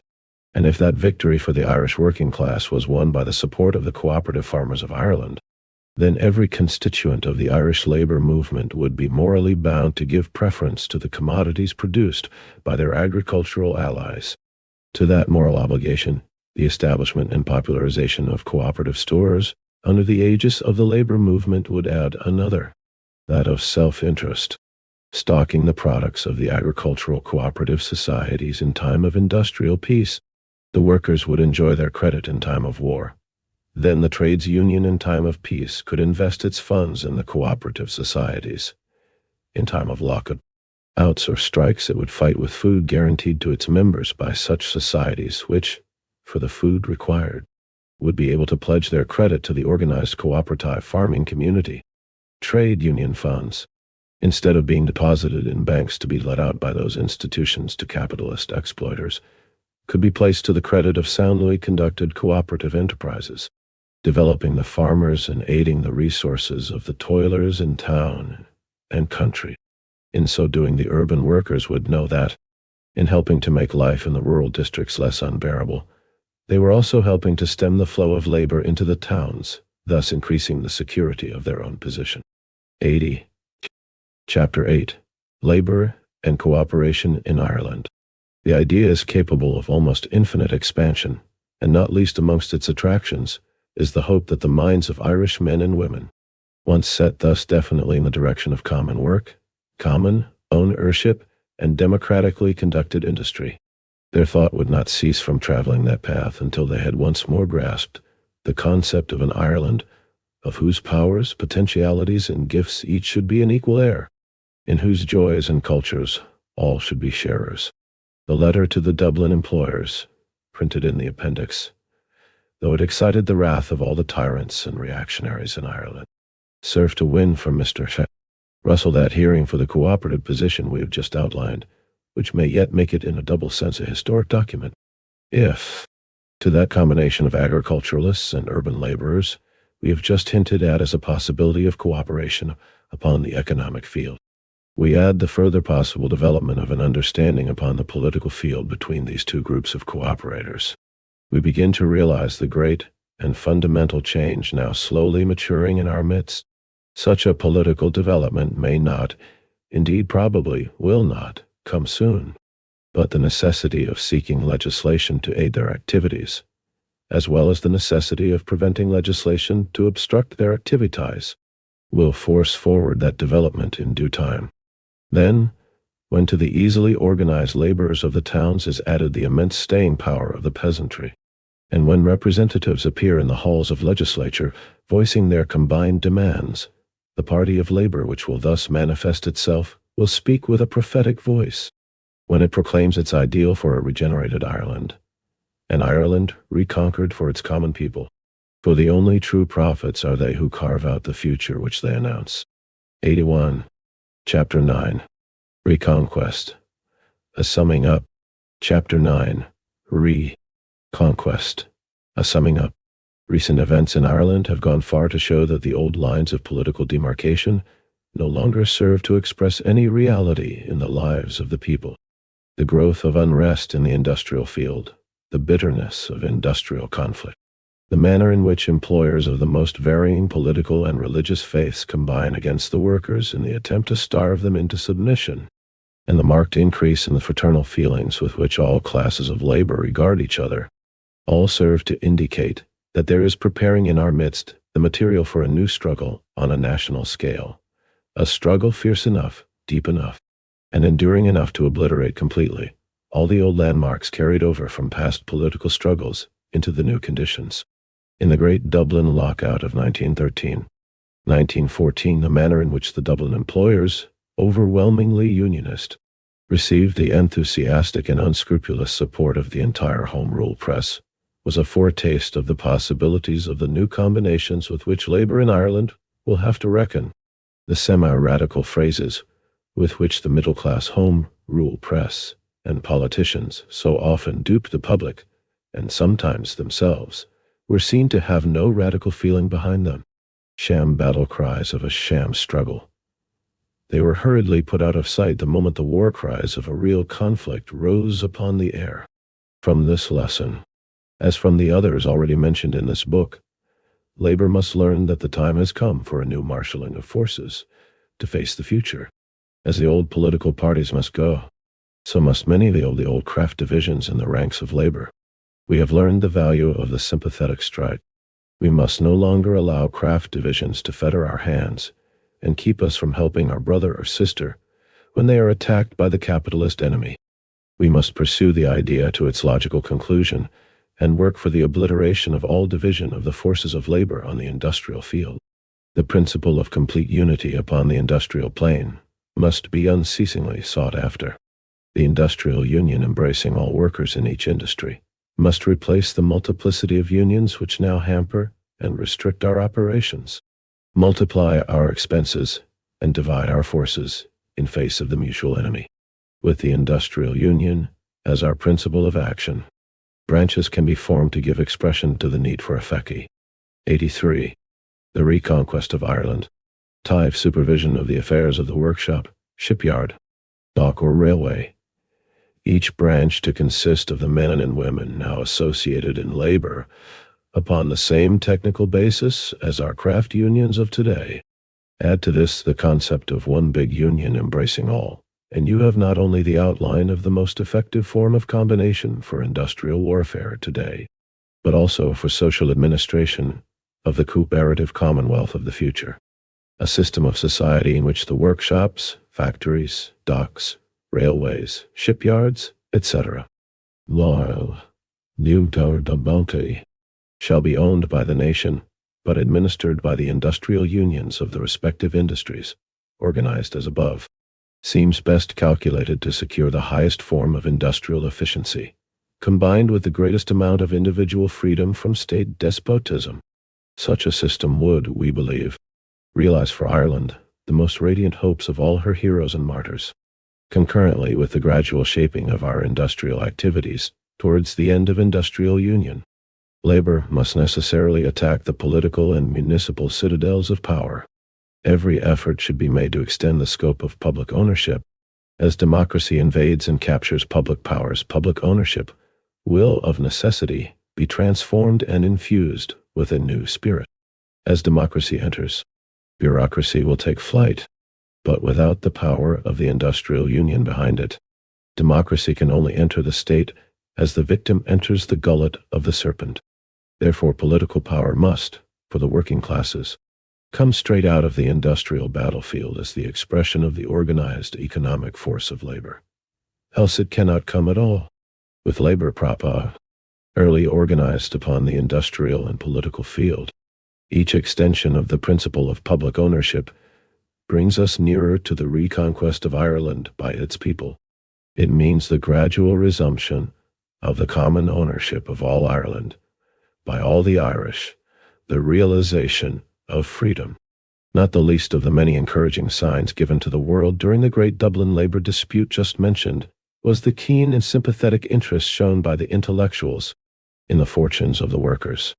In itself, this was a phenomenon in Ireland.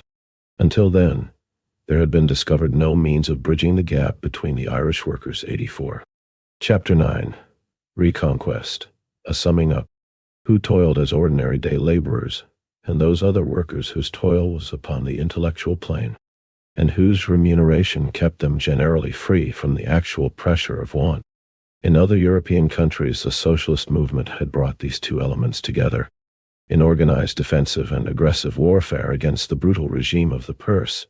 But in Ireland, the fight for national freedom had absorbed the intellect of the one and prevented the development of the necessary class consciousness on the part of the other. But when the belief that some form of national freedom was about to be realized spread in Ireland, and consequently the minds of all began to turn to consideration of the uses to which that freedom might be put, the possibility of cooperation between these two classes became apparent to the thoughtful patriot and reformer. The incidents accompanying the great labor struggle furnished just the necessary common denominator to establish relations between the two.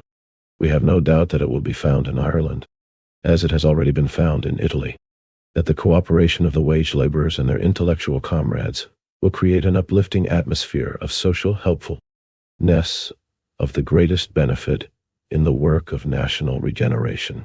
We have in Ireland, particularly outside of the industrial districts of the north, a greater proportion of professional, literary, and artistic people than is to be found in any European country except Italy, and, without inquiring too closely into the cause of this undue proportion, it may be predicted that its existence will serve the cause of labor in Ireland.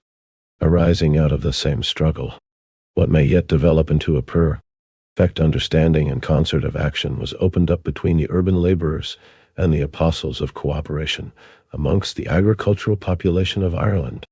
The great genius and magnetic personality of Mr. Russell, editor of the Irish Homestead, brought to the long-neglected toilers of Dublin a new conception, viz. That the cooperative societies, which had been so long and so successfully propagating themselves throughout the agricultural areas of the country, might yet be linked up with the fortunes of the industrial workers in such a manner that each 85. The Re-Conquest of Ireland, serving the other's temporary needs, they could between them lay the groundwork of a new social order.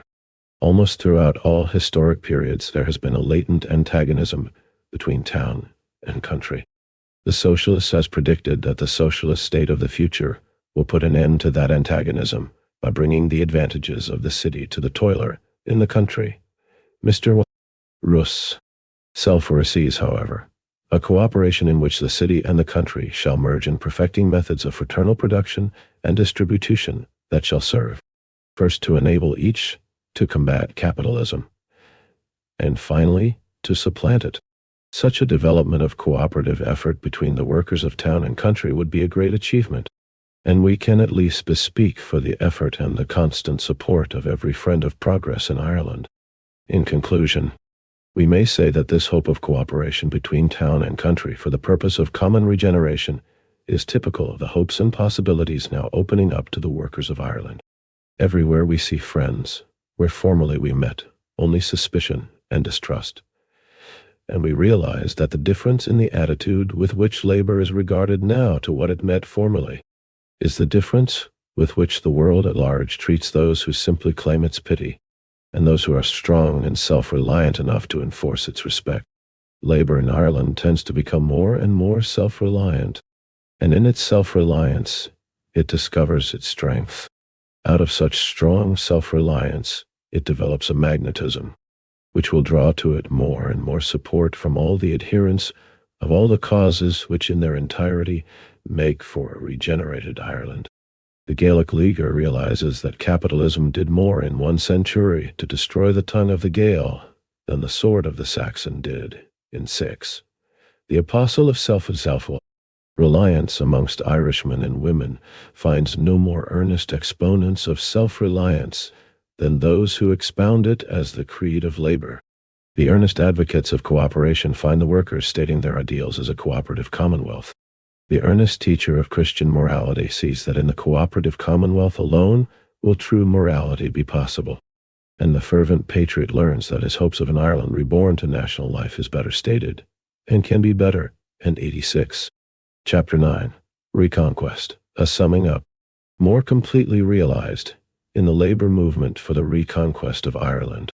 Our readers will help forward the purpose of this book, and hasten the coming of the good results that should flow from the happy synchronizing of facts just alluded to, if they will always remember that the objective aimed at is to establish, in the minds of men and women of Ireland, the necessity of giving effective expression, politically and socially, to the right of the community, all to control for the good of all, the industrial activities of each, and to endow such activities with the necessary means. This, historically speaking, will mean the enthronement of the Irish nation as the supreme ruler and owner itself, and all things necessary to its people, supreme alike against the foreigner and the native usurping ownership, and the power dangerous to freedom that goes with ownership. James Connolly, 87. Appendix Art. The Protestant View. Appendix 1. The Protestant View. As a further commentary upon the claim that the Williamite forces at the Battle of the Boyne fought for civil and religious liberty, the full-lowing analyses of the spirit of the Protestant sects have a grim humor of their own. Episcopalianism. 1. The Church of England continued to be for more than 150 years the servile handmaid of monarchy, the steady enemy of public liberty, the divine right of kings and the duty of passively obeying. All their commands were her favorite tenets. She held these carson tenets firmly through times of oppression, persecution, and licentiousness, while law was trampled down, while Judge Rowe meant was perverted, while the people were eaten as if they were bread. Macaulay, Essays. 2.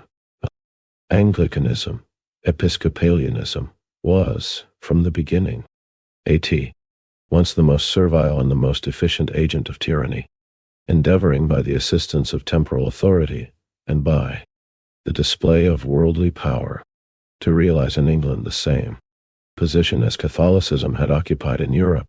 She natu rally flung herself on every occasion into the arms of the civil power. No other church so uniformly betrayed and trampled upon the liberties of her country, in all those fiery trials, through which English liberty has passed since the Reformation. She invariably cast her influence into the scale of tyranny, supported and eulogized every attempt to violate the Constitution, and wrote the fearful sentence of eternal condemnation upon the tombs of the martyrs of freedom. E. H. Lecky. Rationalism in Europe. 89. The Reconquest of Ireland. Presbyterianism. While England was breaking loose from her ancient superstitions and advancing with gigantic strides along the road of knowledge, Scotland still cowered with a willing submissive before her clergy. Never was a mental servitude more complete, and never was a tyranny maintained with more inexorable barbarity. Supported by public opinion, the Scottish ministers succeeded in overawing all opposition, in prohibiting the faintest expressions of adverse opinions, in prying into, controlling the most private concerns of domestic life, in compelling everyone to conform absolutely to all the ecclesiastical regulations they enjoined, and in, at last, directing the whole scope and current of legislation. They maintained their ascendancy over the popular mind by a system of religious terrorism, which we can now barely conceive. W. E.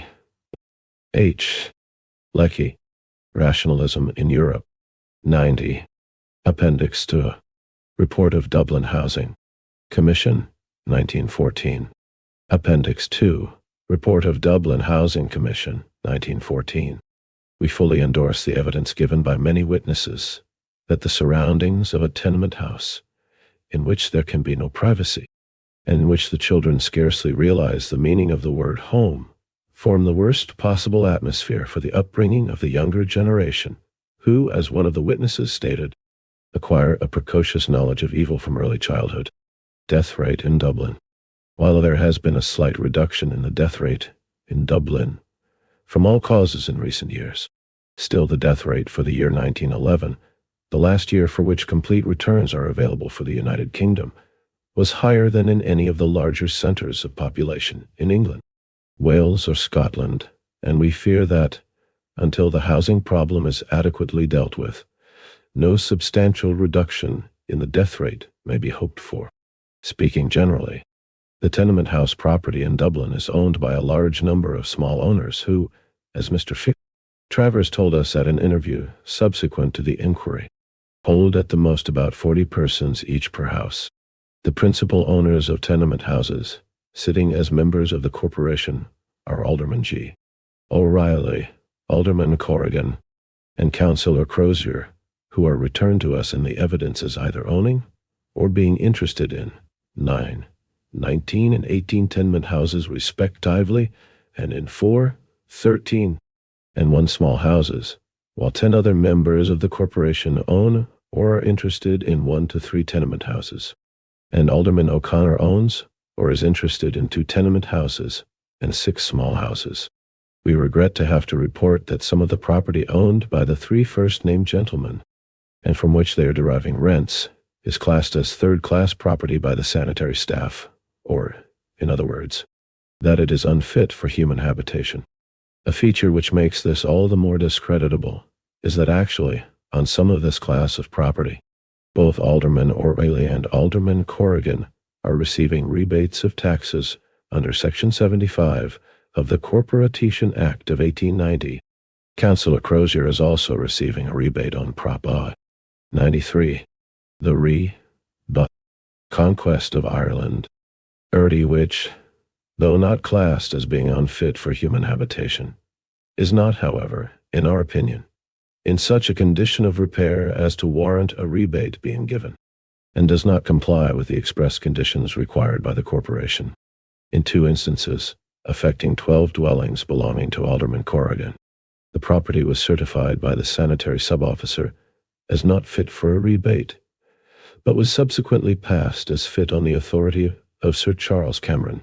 In the first instance, comprising 10 dwellings, it was stated that the drains were not properly trapped or ventilated, and that the entire premises were not kept clean or in a good state of repair.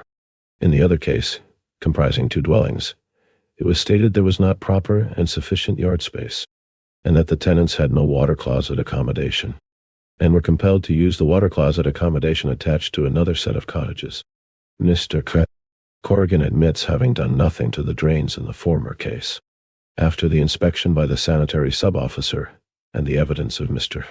Travers would show that the sanitary accommodation provided for the use of the tenants in the latter case, which was, as stated, used in common by the occupants of other cottages, consisted of only 3 water closets for 81 persons. Sir Charles Cameron stated in his evidence that he accepted full responsibility in these cases. Closet accommodation. The plea of the corporation, in regard to the insufficiency of their powers, would have considerably more force were it supported by evidence of a rigid administration of existing powers. The facts, however, would go to show that Sir Charles Cameron has taken on himself a dispensing power in regard 259 to the closet accommodation stated to be necessary under the by-B laws relating to tenement houses, and we have ascertained that out of 5,322 tenement houses, there are 627 with sanitary accommodation at the rate of 1 closet for 20 to 24 persons, 299 with accommodation at the rate of 1 closet for 25 to 29 persons, 145 with accommodation at the rate of 1 closet for 30 to 31 persons, 58, 94. Appendix 2. Report of Dublin Housing Commission, 1914, with accommodation at the rate of 1 closet for 35 to 39 persons. and 32 with accommodation at the rate of 1 closet for 40 or more persons. Small houses. So far we have dealt with the condition of life in tenement houses, but we have still to deal with those obtaining in what are termed by the sanitary staff of the corporation's second and third-class houses, other than tenement houses. Some of these structures scarcely deserve the name of house, and could be more aptly described as shelters. A number of them are erected in narrow areas, almost surrounded by high buildings, with alleys or passages, which in some cases are scarcely more than 9 or 10 feet wide, as a means of approach. These houses have, as a rule, no separate closet accommodation, but 1 or 2, or occasionally more. Closets situated somewhere in the vicinity are common to the occupants of the cottages, or anyone who likes to use them, while the water tap, situated close by, is also common. The houses are, therefore, as far as sanitary arrangements are concerned, in much the same category as the tenement houses, and in all cases where we inspected, in which the closets were common, they were exceedingly dirty and badly kept, and unfit for use by persons of cleanly habits. These rows of cottages may be said to suffer from many of the drawbacks of tenement houses, and they have the added disadvantage referred to, of being in some cases surrounded by high walls and buildings, which shut out light and air. 95. Appendix 3. To the Masters of Dublin. An open letter. Appendix 3. To the Masters of Dublin. An open letter. By George W. Russell, A. E. Moderned. The Irish Times, Tuesday, October 7th, 1913. Sirs, I address this warning to you, the aristocracy of industry in this city, because, like all aristocracies, you tend to grow blind in long authority, and to be unaware that you and your class and its every action are being considered and judged day by day by those who have power to shake or overturn the whole social order, and whose restlessness in poverty today is making our industrial civilization stir like a quaking bog. You do not seem to realize that your assumption that you are answerable to yourselves alone for your actions in the industries you control is one that becomes less and less tolerable in a world so crowded with necessitous life. Some of you have helped Irish farmers to upset a landed aristocracy in this island, an aristocracy richer and more powerful in its sphere than you are in yours, with its roots deep in history. They too, as a class, though not all of them, were scornful or neglectful of the workers in the industry by which they profited, and to many who knew them in their pride of place and thought them all-powerful, they are already becoming a memory, the good disappearing together with the bad.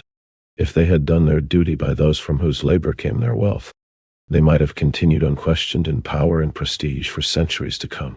The relation of landlord and tenant is not an ideal one, but any relations in a social order will endure, if there is infused into them some of that spirit of human sympathy which qualifies life for immortality.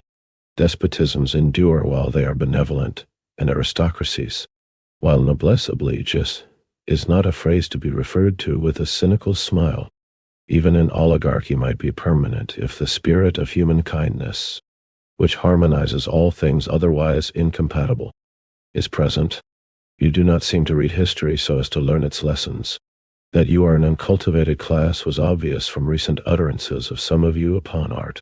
That you are incompetent men in the sphere in which you arrogate imperial powers is certain, because for many years, long before the present uprising of labor, your enterprises have been dwindling in the regard of investors, and this while you have carried them on in the cheap out.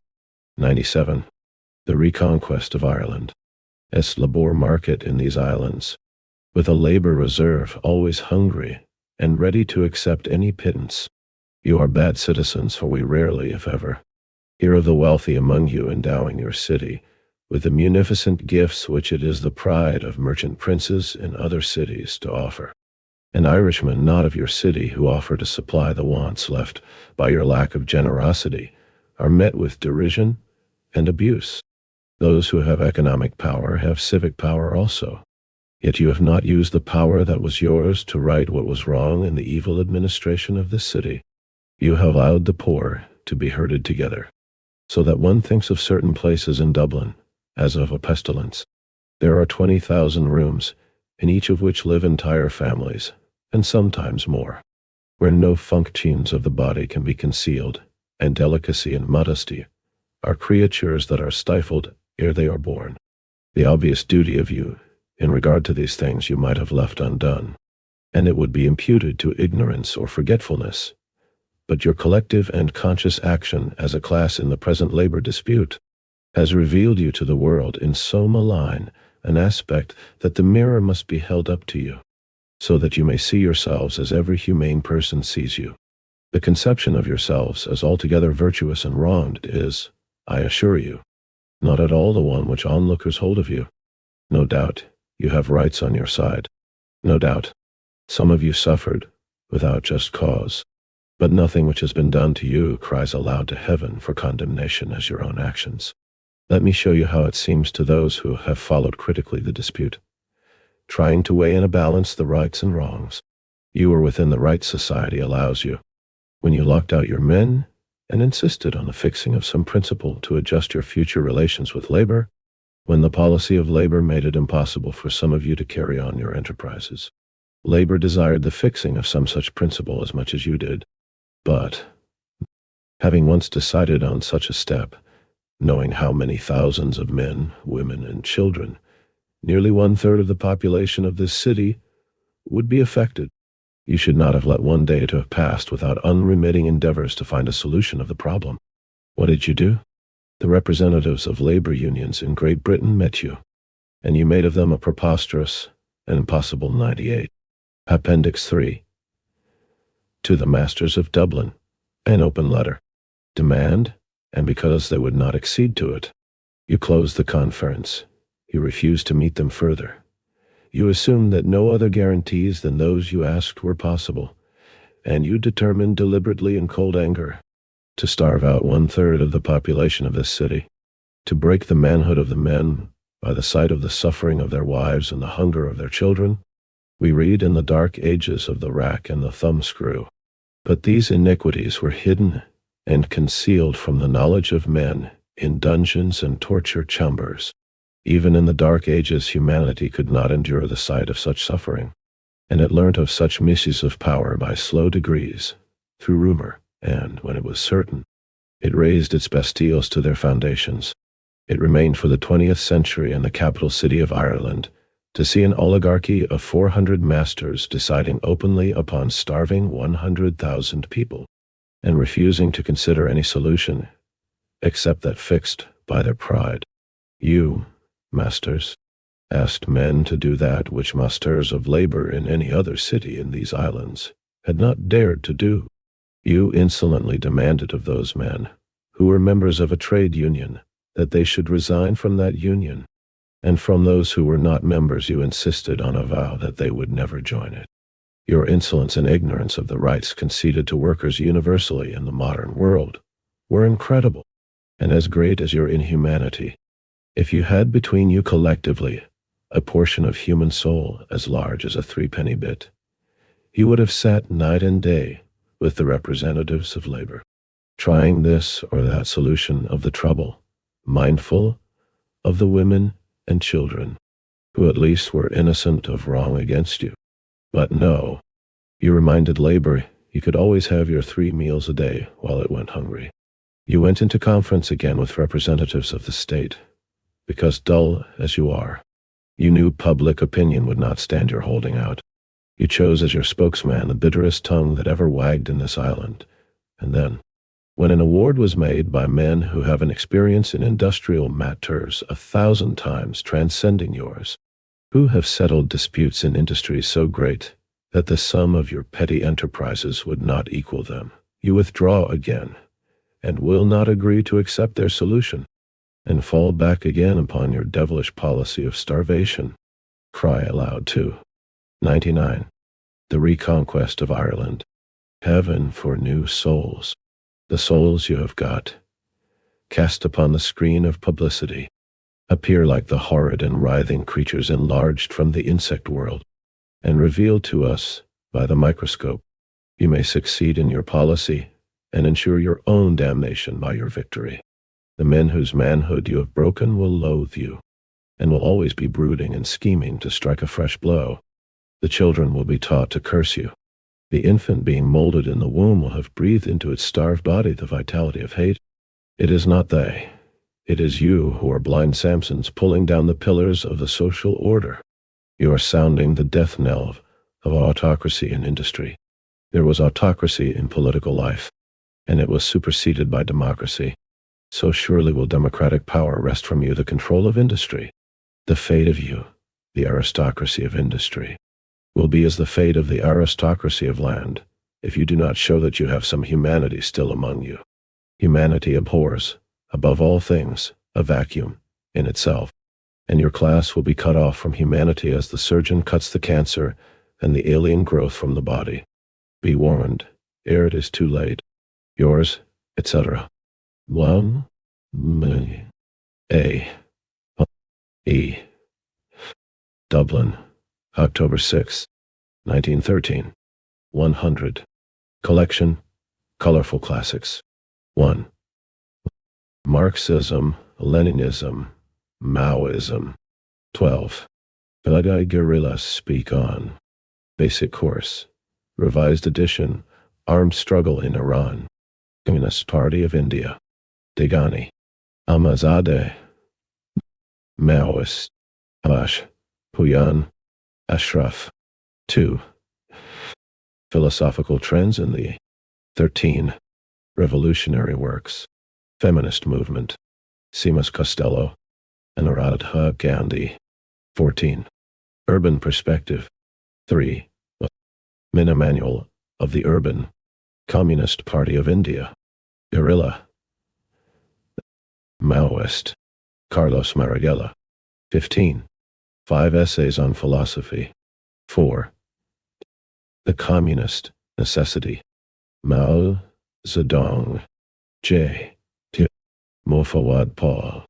16. Post-Modernism Today. 5. Maoists in India. Writings. Siraj. And Interviews. 17. The National Question. Azad. Ibrahim Kapakaya. 6. 5. Golden Rays. 18. Historic 8 Documents. Mao Zedong. Karu Mazumdar. 7. Stand for Socialism Against. 19. A New Outlook on Health. Modern Revisionism. Advocators. Armando Liwanag. 20. Basic Principles of Marxism. 8. Strategy for the Liberation. Leninism. A Primer. Of Palestine. Jose Maria Sison. Phelp. 21. Toward a Scientific Analysis of. 9. Against Avakianism, the Gay Question. H. Los Angeles Research Group. 10. Specific Characteristics of our. 22. Activist Study Erling. Activista. People's War. Arak. Jose Maria Sison. Padapa. 11. Rethinking Socialism. What is socialist transition? Deng Yuan Hashu and Pao Yu. Ching. Collection Works of Maoism. 1. Collected Works, 1968 to 1987. 6. Selected Works, Volume 1. Communist Party of Peru. Mao Zedong. 2. Selected Works, Volume 6. 7. Selected Readings from the Works. Mao Zedong. Jose Maria Sison.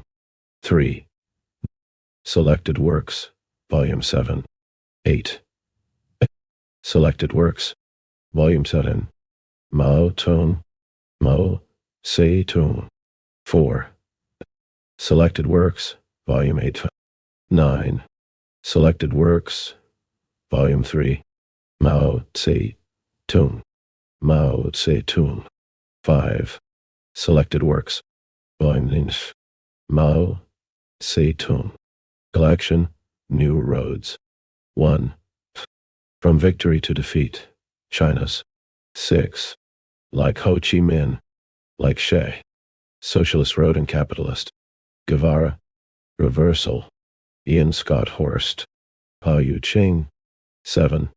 Critiquing Brahmanism. 2. Silage Choppers and Snake. K. Murali. Spirits. 8. Operation Green Hunt. Dao Yuan Shao. Adolfo Naya Fernandez. 3. Which East is Red. 9. Of Concepts and Methods. Andrew Smith. K. Murali. Ajit. 4. Mao Zedong's. On. 10. The German Communist. Contradiction. Study Companion Resistance. Red Spark Collective. T. Darbent. 5. Critique of Maoist Reason. J. Mufawad Paul. Collection. Foundations. 1. The Foundations of Leninism. 13. The Housing Question. Joseph Stalin. Frederick Engels. 2. Wage Labor and Capital. 14. The Modern Prince and Wages, Price and Profit, and Other Writings. Karl Marx. Antonio Gramsci.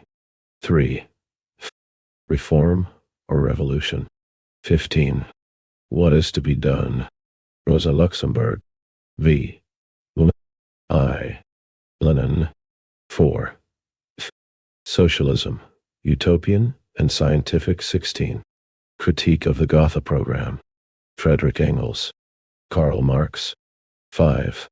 The State and Revolution. 17. Elementary Principles. V. Wallace. Bunduction. I. Lenin. Of Philosophy. 6. Labor in Irish History. George Politzer. James Connolly. 18. Militarism and Anti-Militarism. 7. Anarchism or Socialism. Karl Liebknecht. And Trotskyism or Leninism. 19. History and Class Consciousness. Joseph Stalin. Georg Lukács. 8. Manifesto of the Communist Party. 20.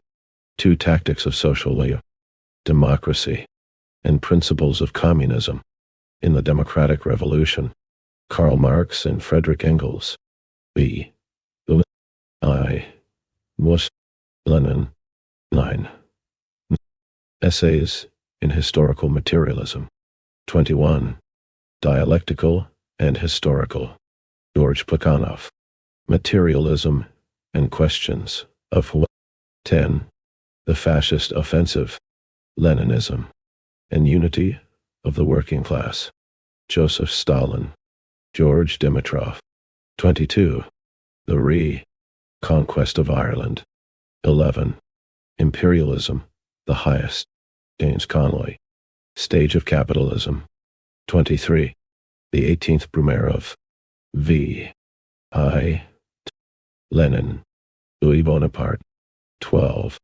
The Origin of the Family. Private. Karl Marx. Property and the State. Frederick Engels.